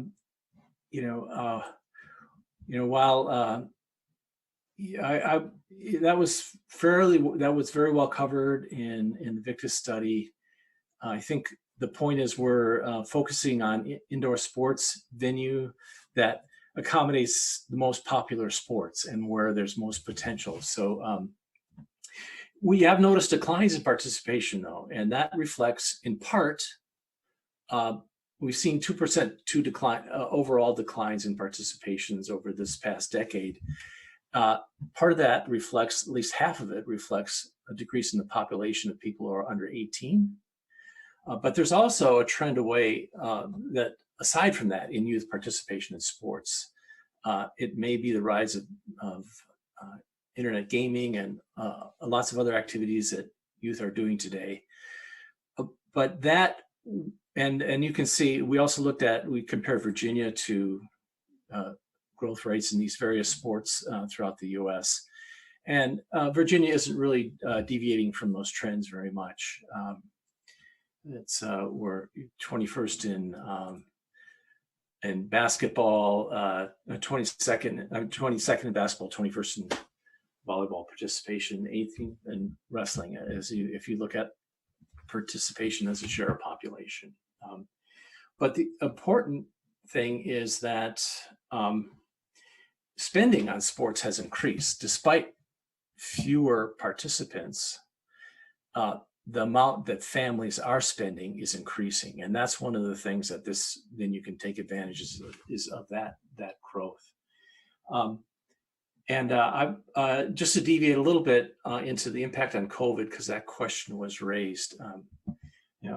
I agree with Brian. This would be open beyond the immediate impact of this pandemic, but given the state of the world and the frequency of recurring pandemics, as we've had so many of them in our lifetime, COVID is just one of them and the most serious one, but we're likely to have more and in the lifetime of this facility, and not just one, but maybe several.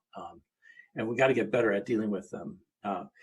So I think there is going to be implications, long-term implications for all kinds of public assembly facilities that have, over this last pandemic, had to close, and indoor sports being one of the best transmitters of viruses.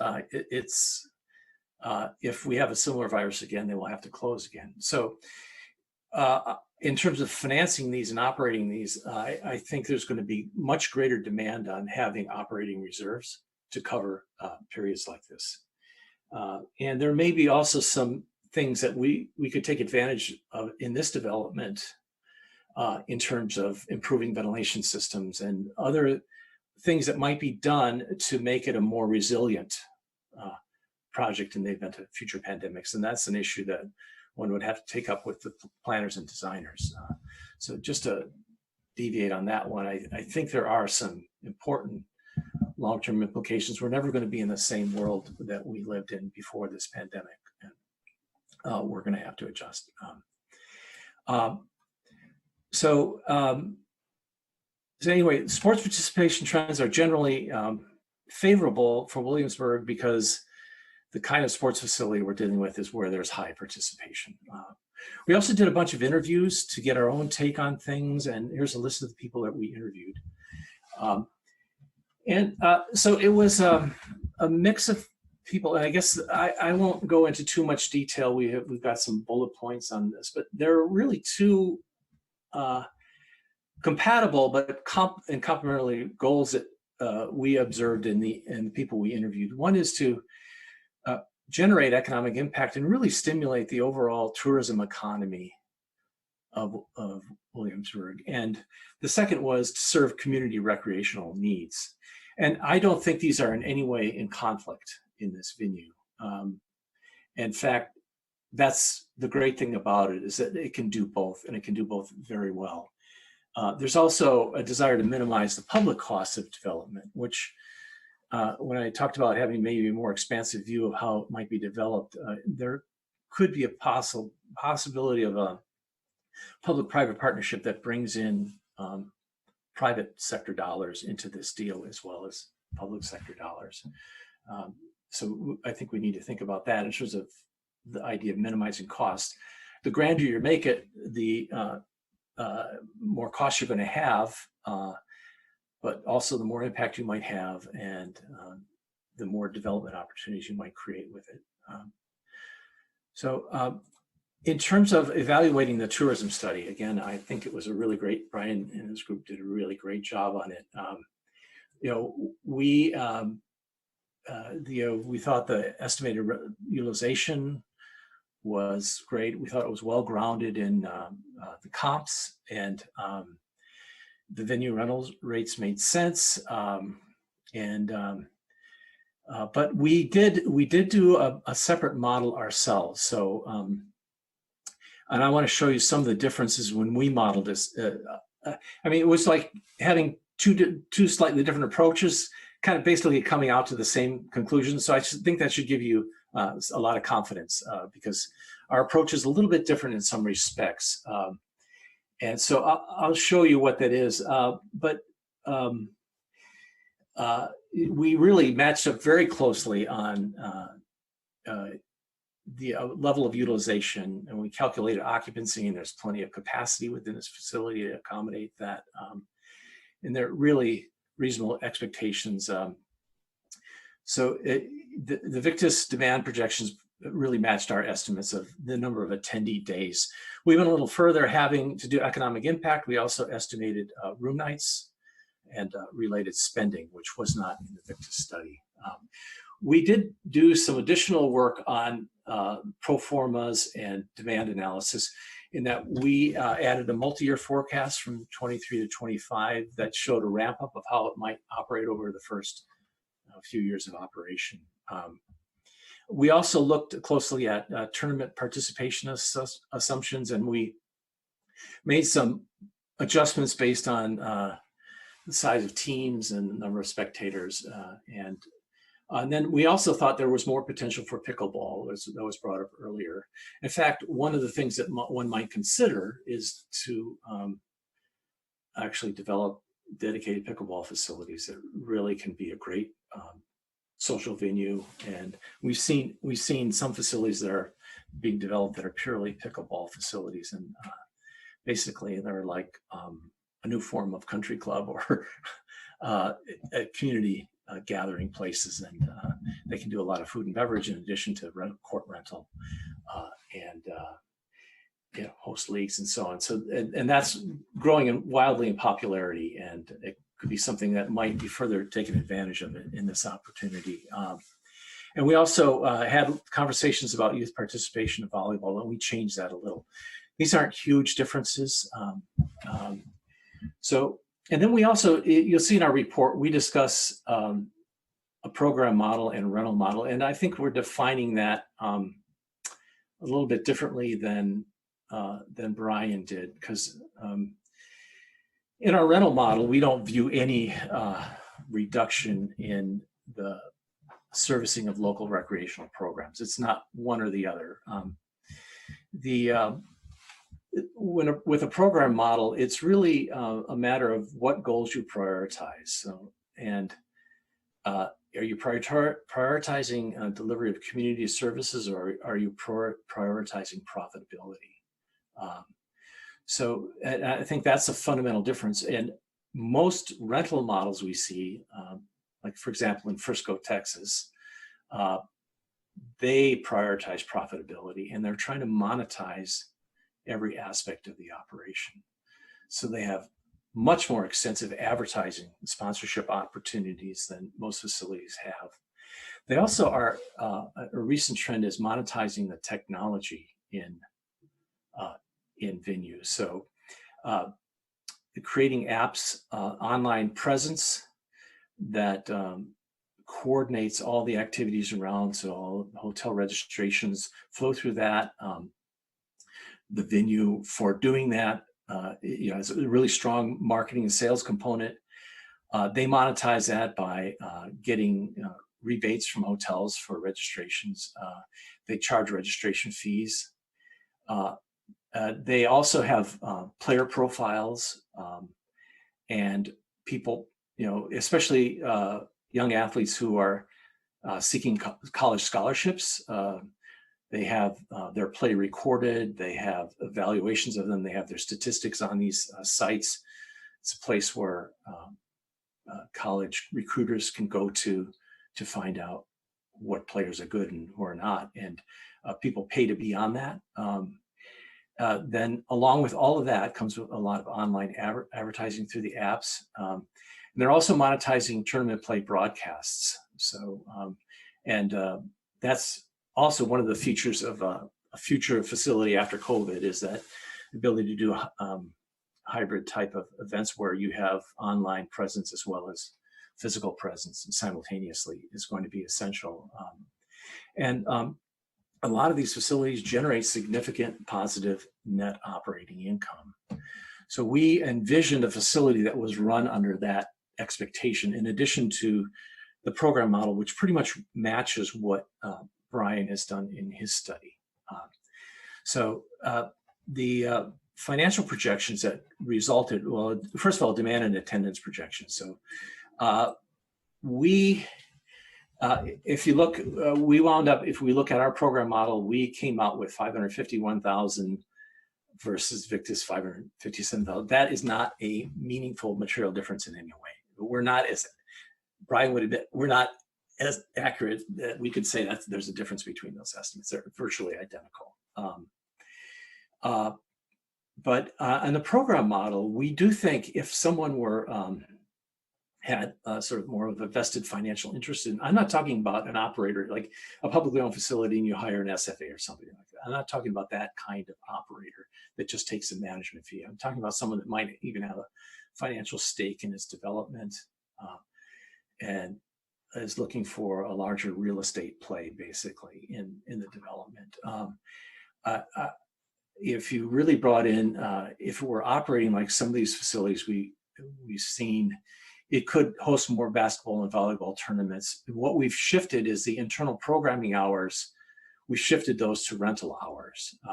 But one of the things we did when we shifted that is we assumed, okay, since there would be public sector financing of this project, we didn't associate any rental fees with that utilization. Okay, so basically under an agreement, a development agreement, the public sector would get access to it and for its programs and not be charged rentals. So our financials reflect that. So we think, there could be a significant increase in attendee days with more and larger tournaments. That would take a while to wrap up over time. But the idea would be to have an operator that's very connected within the industry and can bring these tournaments together. One of the features that Williamsburg has is pretty high personal income, which is one of the essential thresholds you need to make that kind of rental model work. You need a lot of people in driving distance that have money to spend on their kids. We do think there's potential for more higher end tournaments and to increase and that would be important to increase the economic impact, because the dollar economic impact comes from outside visitation. If we don't count it as economic impact, if it's spending that's already in the 3 municipality area. So if you want to maximize economic impact, it means maximizing the number of outside tournaments that you get. And we also on occupied room nights, and that's where the big difference is. So under the program model, and this is consistent with what Victus did, we have 28,000 room nights imported into the market, but we could potentially, with more tournaments, could grow that to over 40,000. And in terms of financial projections, so you saw a 400 something number in the Victus report. We try to put everything in $20-25, and so we inflated. We took the liberty of inflating the Victus numbers to with a 2.5% inflation rate to make them match in terms of the years. So these are in $20-25. And our program model, we came out with a little bit better analysis, but again, this is not a really big difference in the two projections in terms of the bottom line. There are differences though in which line item and how we projected them in the various line items. So we broke it out into different facility rentals for tournaments, non-sports events, basketball, volleyball, and Victus just had one overall rental income line, but we're virtually the same in terms of income. We had some long discussions about how it might be operated and what kind of overlap there might be with existing park district operations. So we're a little bit more optimistic on the expenditure side. So that's what results in the difference. But then we added in a couple of things that weren't in the Victus study, which is a capital maintenance reserve and insurance as the fixed fees. We don't have any management fees in the program model or incentive fees. In the rental model, what you see is differences in advertising and sponsorship revenue, and differences in online event programming fees, which I talked about earlier, some streaming revenue that could be generated as grandparents are watching their kids play or parents who can't come. So there's a significant increase in revenue, but that of course is accompanied with expenditure increases, and that offsets a lot of that dollar amount increase. But again, we held the line on rental revenues from the Parks District because we assumed that programs would operate in there without having any charges. So if there were that kind of rental arrangement, you could generate more profit than this. Like in Frisco, Texas, for example, what happened is that the Fieldhouse program basically took over the Park District program. They displaced them and they operated themselves. And that they want to do that because then there's more eyeballs on all their advertising. Their advertising is worth more. They want to just run as many people through the facility as possible. So we didn't anticipate that happening here. We assumed that Parks Department would operate its programs within that facility. This is the cost recovery comparison. So we're kind of with the program model, we're on top of that. But when you get into this, what we're calling a rental model, again, that's something different than what Brian's talking about. The cost recovery can be closer to 100%. The other thing I wanted to say is that, and this sort of leads into economic impact analysis that we did. I absolutely agree with Brian's assessment that the huge advantage of Williamsburg is its tourism amenities, and that the quality and the capacity of a facility is a threshold criteria, but it's not in the future. Even if it is now, it's not going to be a differentiating criteria for selection for tournaments. What is differentiating is the convenience of hotel rooms, the hotel capacity, amenities, and things to do in the market. And Williamsburg has that in spades. So it's really in a great position. But this is taking advantage of that is not going to happen unless it's intentional, unless there's a strategic approach to getting that to happen.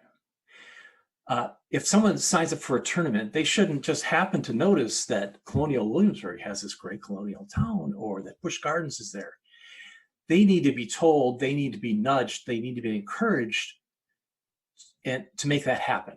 And so when we talk about the impact that we can under this other model, I mean, we think that if there's a very strategic and intentional approach, I mean, really getting good with the technology. So you get people on a registration platform. You can trace what they do. You get their location. They click consent to use locations on their phones, and you know where they go when they're in Williamsburg. You know what they're doing. So you know then what to sell to them when you're selling them a sports event. So, and we'll talk about this a little bit in intangible impacts too. What could be a greater import of this facility is not that kids come and play a game there. It's that kids come and have the experience of Williamsburg, particularly Colonial Williamsburg, and the civic education that could occur there. I think it would be more important and more memorable to that kid than having played in that sports tournament, what they're going to do many times over. There is a rich educational, cultural component that Williamsburg has to offer, but that has to be leveraged intentionally. And so when we talk about bringing in an operator or whoever's going to operate it, that's their feet need to be put to the fire to do those kind of activities, and really make this work for Williamsburg. We've seen a decline over the decades in attendance at Colonial Williamsburg. This is one possible way to stem that tide and really revitalize that. And also, so much fun stuff to do. There's Busch Gardens, there's lots of outdoor activities. These things are really valuable assets, and they could be sold very effectively through this venue and through having with the right strategies, the right tactics, the right technology to make that happen. We were asked to do some sensitivity analysis, and what we did to do the sensitivity analysis is we said, okay, we know what the Park District wants to do. We'll hold that constant between different scenarios. But let's say, what if we decreased all other, tournament activity, other non-Park District activity in the facility by 20%? What if we increase it by 20%? And that's what these differences represent. So in the program model, we have a range of $500,000 loss to $250,000 loss, roughly. And we also did a second sensitivity analysis on our rental model, which actually has it either losing money or turning some profit. So that's where we are in this. So let's get into the numbers on the economic impact. First of all, a quick overview of how we do this. Again, I mentioned this earlier, we are only talking about net new demand. So if someone's lives in Williamsburg or York or James City County, and they're spending their money at this facility, we're not counting it, because that is simply a transfer of income from within this area. We looked at that geographic area. If someone comes from outside, it's new spending, it's importing, it's like an import-export model. So we look at what new demand, what net new demand there is, and what percent is new to the market. And that's our starting point. And then we attach spending parameters to the number of, so it includes hotel spending, spending on various visitors, amenity, on transportation, and we get an overall spending per visitor. And we do that by type of visitor. So we have different parameters for different types of visitors. So the overnight visitor obviously has a different profile than a day trip visitor that would come from the area. So that gives us a gross direct spending. Now, here's where a lot of impact analysis get exaggerated. They just take the gross expended and then they multiply it by multipliers. So what we do is say, okay, how much of that really lands in our geographic area? Does, when someone buys a t-shirt, how much of that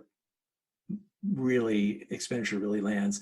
It's the retail margin that lands there, right? Not what goes to China to manufacture that T-shirt or whatever. So we net that gross spending by what actually really lands in the geographic area. And then we also, using this in-plan model, which is a widely used input-output model to calculate these things, it models the local area economy. As if you put $1 in here, this is how it flows through the economy. So we calculate indirect spending, which is new business spending. So let's say someone goes to a restaurant, the restaurant has to buy food. If they buy that food in the geographic area, that's indirect spending. So it's a follow-on spending. Induced spending is, let's say the waiter or waitress has increased income from having had more visitors in town, then the extent that that waiter or waitress spends their money in the geographic area, it's induced spending. So you have business spending and new income. And then that's the total net economic impact. And then from that, we say, okay, if you have spending in all these sectors, and we're looking at up to 400 or 500 sectors in the economy that this money could flow into, not all the direct spending, but the indirect spending can flow into lots of different sectors. What employment is necessary to support that? So these aren't jobs at the facility, they're jobs throughout the economy. And then to get the fiscal impacts, we look at the output and what categories it falls in. We ask ourselves, well, how would that be taxed? And we apply effective tax rates to that, and we get our net fiscal impacts. So that's what we've done in a nutshell to analyze this. So here's we break out the sources by different categories, and we have non-sports day trippers, non-sports attendees. We have sports overnight and sports day trips attendees. We've estimated all of these using certain parameters. And then we have spending attached to those for the different types of attendees. Again, remember, this is for attendees. So when you see hotel spending and it's not like an ADR, it's because there's multiple room occupancy. So we're looking at it as per hotel attendee. And we use sources that do these tourism analyses that generate these inputs, like Longwoods and STR. And we also had a sports impact study that was previously done that gave us really very valuable specific information on the spending patterns of sports participants to outdoor events. And we mapped that onto this analysis. So that was a really great data source. So it's not just some airy-fairy national data, it is data that was specifically analyzed in this market. So in this is how we do the calculation of gross direct spending. It's simple math after this. And then, so we have 9.8 million in gross direct spending in the program model, and 14.5 million, 14.6 in the rental model. So here's a summary of the economic impacts. When you add the indirects and induced impacts, you get up to 14 or 21 million. And again, this is jobs supported throughout the economy, 165 to 240 or so jobs supported by the new economic activity that's occurring. And then for fiscal impacts, we identified two taxes that would apply to the spending, local sales and use tax, which is a 7% rate, and lodging taxes, which is a 5% rate. So that generates between $900 and $1.4 million a year in fiscal impacts. Okay. So those are the hard numbers again. I always tell my clients that in a way, just focusing on these numbers may sell the importance and the actual impacts of this quite short, or it could exaggerate it. But we did identify some fiscal burdens. We didn't quantify them heavily. We don't think they're really significant, but you've got the ongoing subsidy. If you're operating as a subsidy, you need to subtract that from your fiscal impact. There could be the need for additional parking infrastructure, so there may need to be some other capital expenditure associated with this. And then there's public safety, traffic management, that may be affected by this, but we don't see those as serious impacts. But intangible impacts, I think, are really important. Improving the recreational programming, for the city, James County, and York County is really important. Really bringing state-of-the-art recreational facilities for residents, improving the destination appeal, and then this diversifying the offerings on historical tourism. When someone comes for a tournament, they are exposed, and there's nothing better. There's no better marketing than actually having someone coming to you and seeing what's there and seeing how attractive it is, and then later on bringing their family back.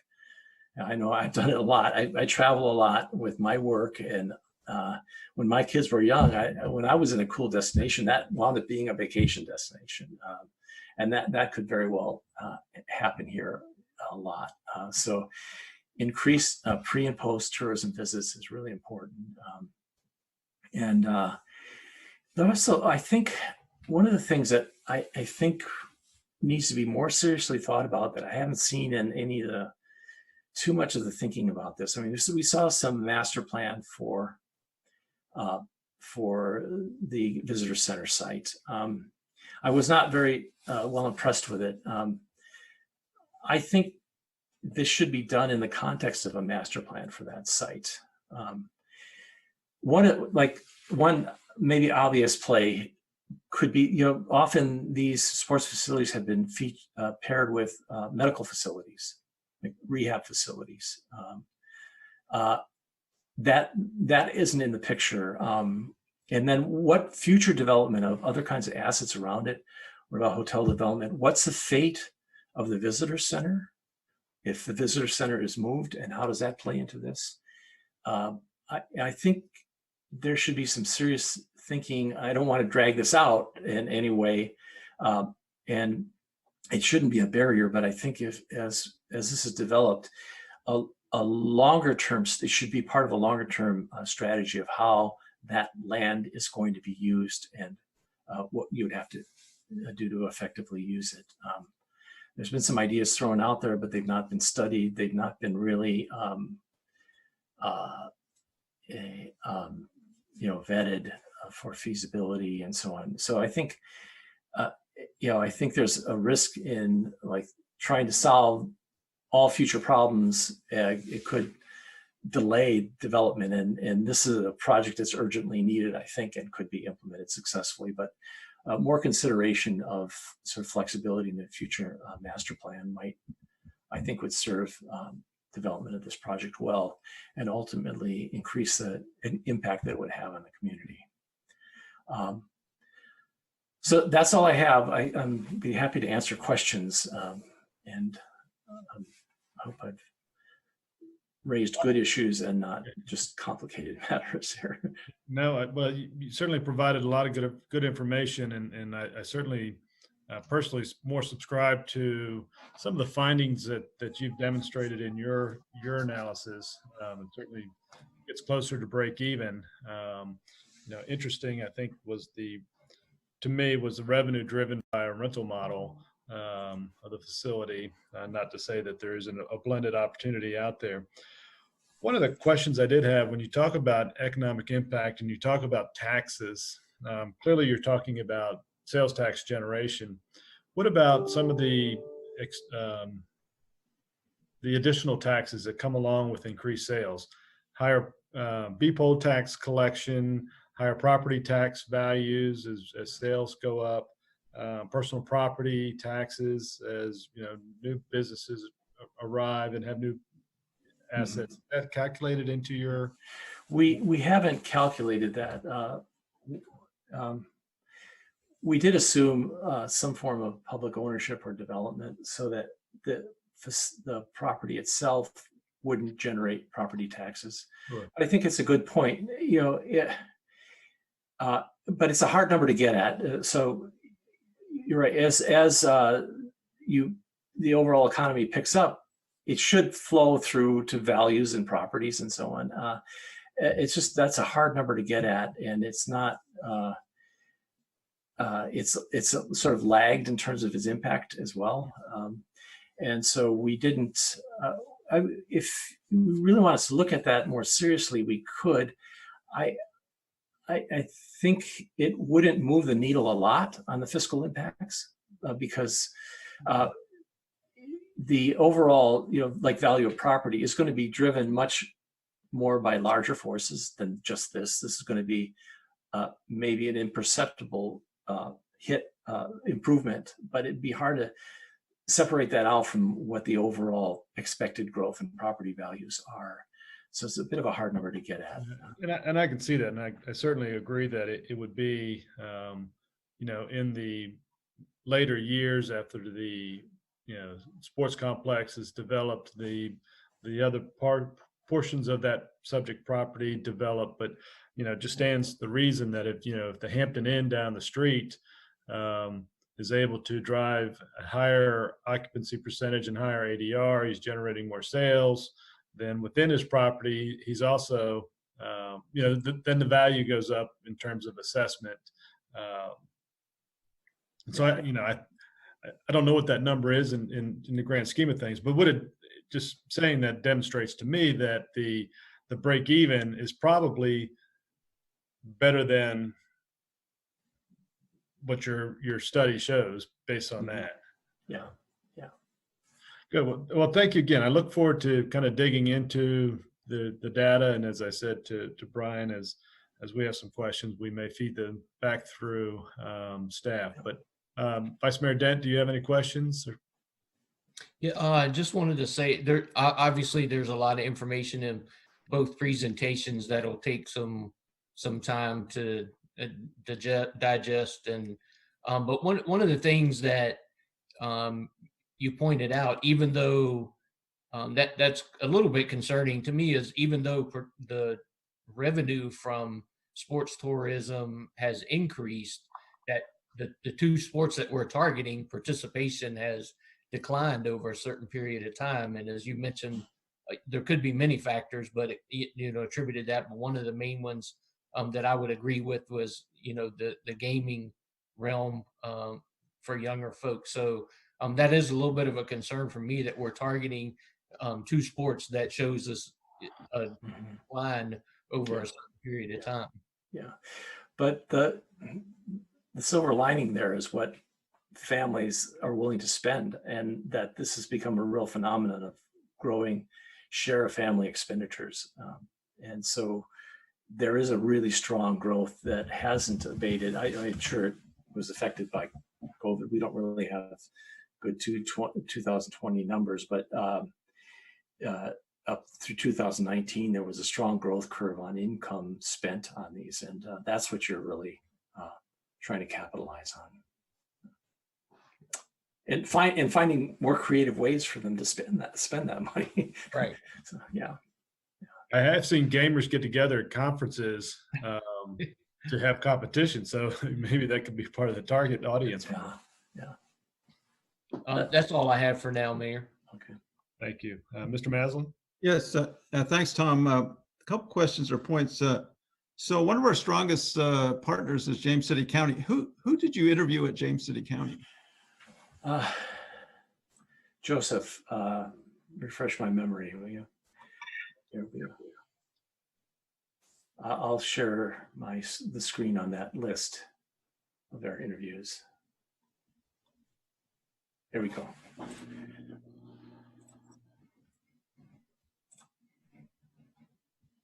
Okay.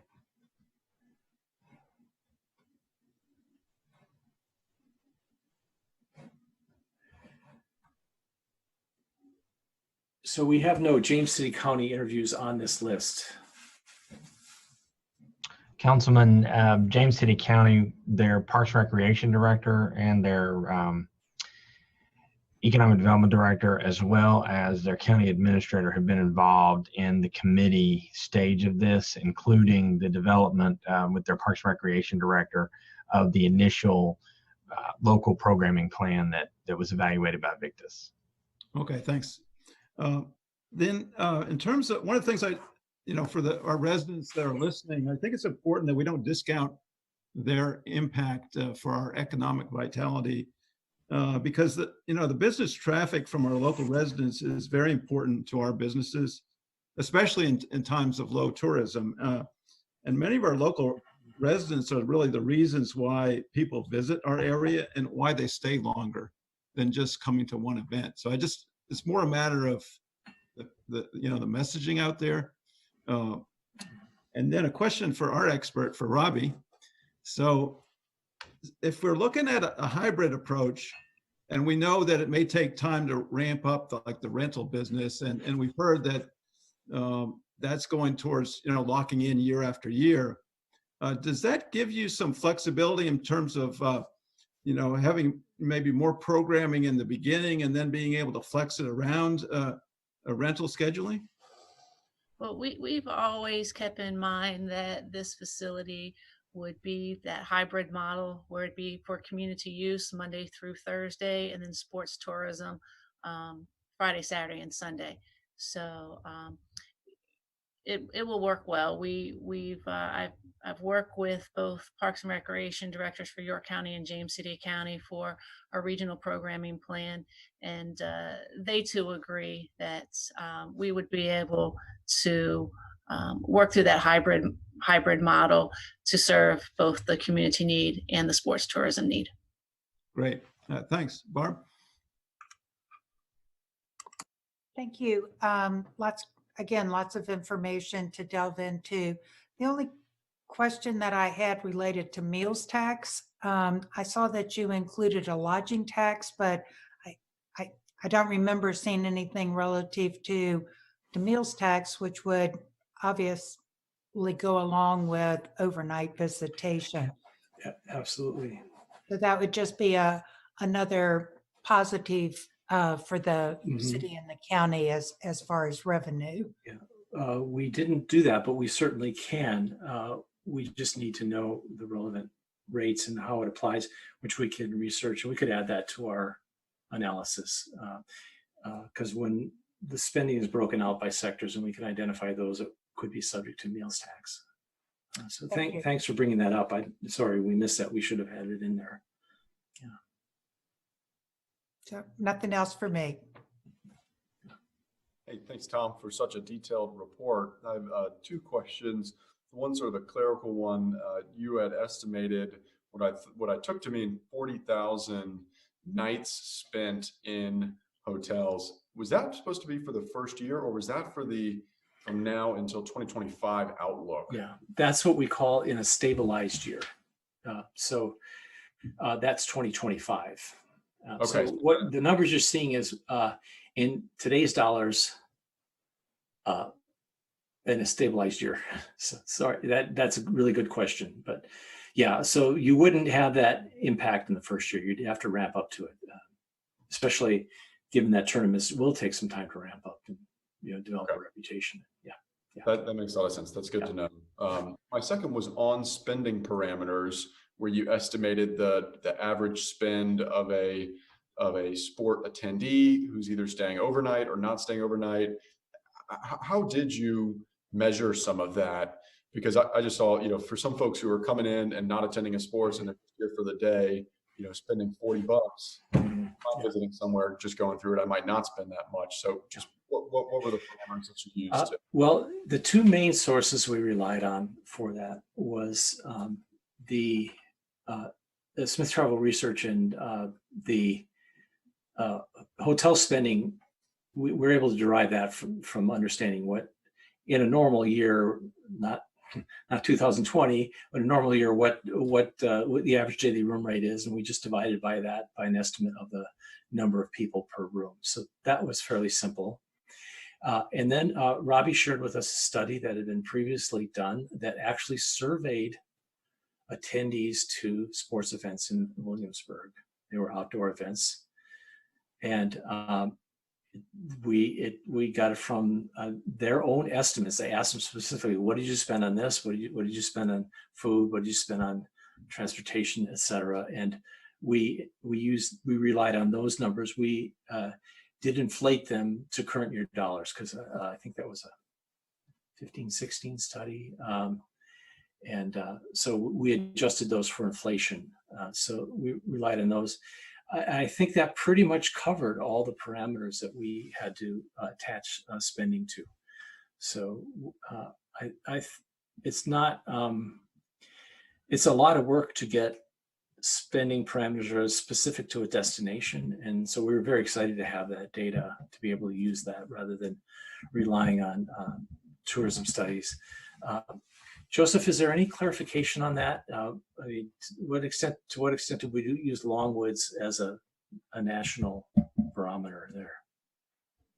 To that point, with Longwoods, which is meant to reflect spending parameters for non-sports attendees. So thinking, yes. As was mentioned earlier by Brian, should the facility be used for a non-sports events similar to a trade show or a consumer show, the Longwoods parameters reflect what the average trade show or consumer show attendee is going to spend. Given that it's a day trip as opposed to an overnight, doesn't include the STR, which reflects the hotel expenditures.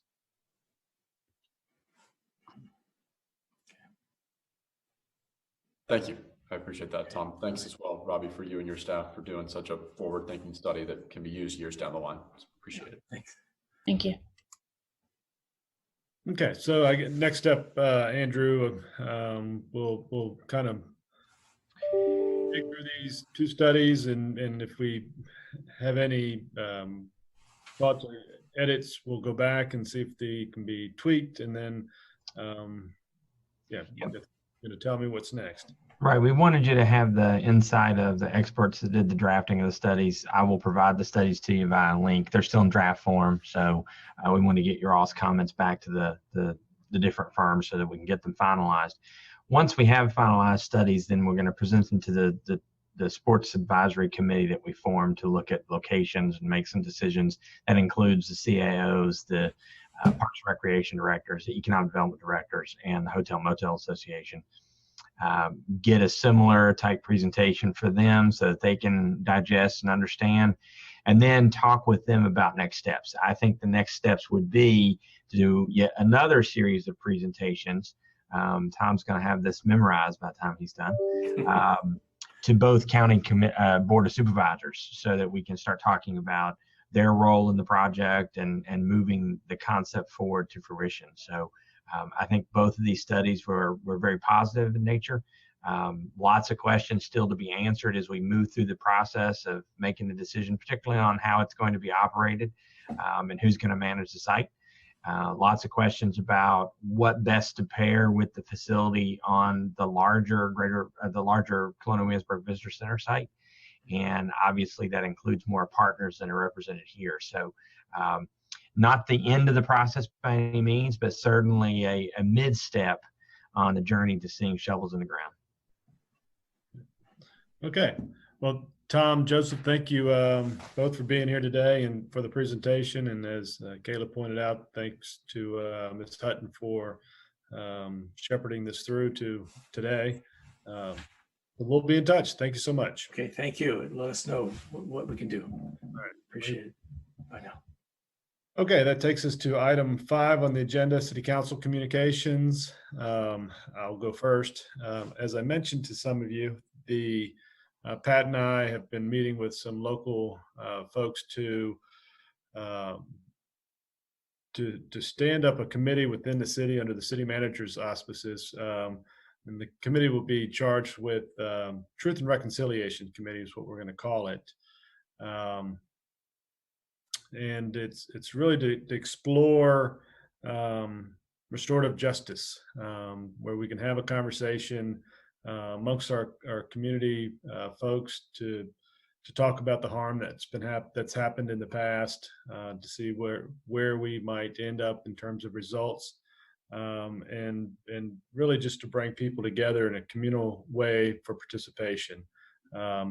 My hope is that we'll have a draft of an ordinance for council to see next month for consideration, and to begin a community conversation, hopefully in April, which will lead us to May, where hopefully we can build a consensus on how best to move forward.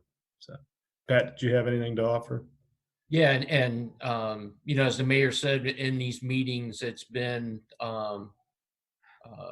obviously it's been a learning process, I think, for both of us, but it's been this Truth and Reconciliation Committee is the first step in healing the community, and really learned how important it is to let the stories be told. And I think this is a good initial first step that'll put Williamsburg in the forefront of healing our community. So hopefully we'll have something for you in advance of next month, but certainly by next month. Anybody else have any communications? I've got one. I was invited to attend the NAACP meeting this evening and present to them of some of the work that the council is doing. That meeting started at 6:30 and they've asked for a presentation at 7. So I'm hopeful that we may still make that happen. Okay. Anybody else? Just regular meetings this week, EDA, and then the EDA business roundtable luncheon is tomorrow. Okay, great. Scheduled meetings, Mr. Trivett? I took 2 of them, sorry. Yeah, that's fine. So yeah, we've got the roundtable on March 9th. That's Chris Chimura. That'd be a great opportunity for people to check out and see what a state respected economist is saying about the economy. And then Economic Development Authority will meet on the 10th. City Council meets again on the 11th. Planning Commission on the 17th, and the ARB is scheduled for the 23rd. Thank you. Mr. Barham, is there anybody online for the open forum part of the meeting? No, sir, there is not. Okay. We do have an item for closed session. Once we go into closed session, come back out, back to the meeting. So, Mr. Vice Mayor, do you have a? I do. I move to go into closed session pursuant to section 2.2-3711 of the Code of Virginia for the purpose of discussing 3 matters pursuant to subparagraph 39 involving confidential and proprietary information voluntarily provided by private business pursuant to a promise of confidentiality from a public body and used by the public body for business, trade, and tourism development or retention. Second. Mr. Rogers. Aye. Ms. Ramsey. Aye. Mayor Pons. Aye. Vice Mayor Dent. Aye. Mr. Maslin. Aye.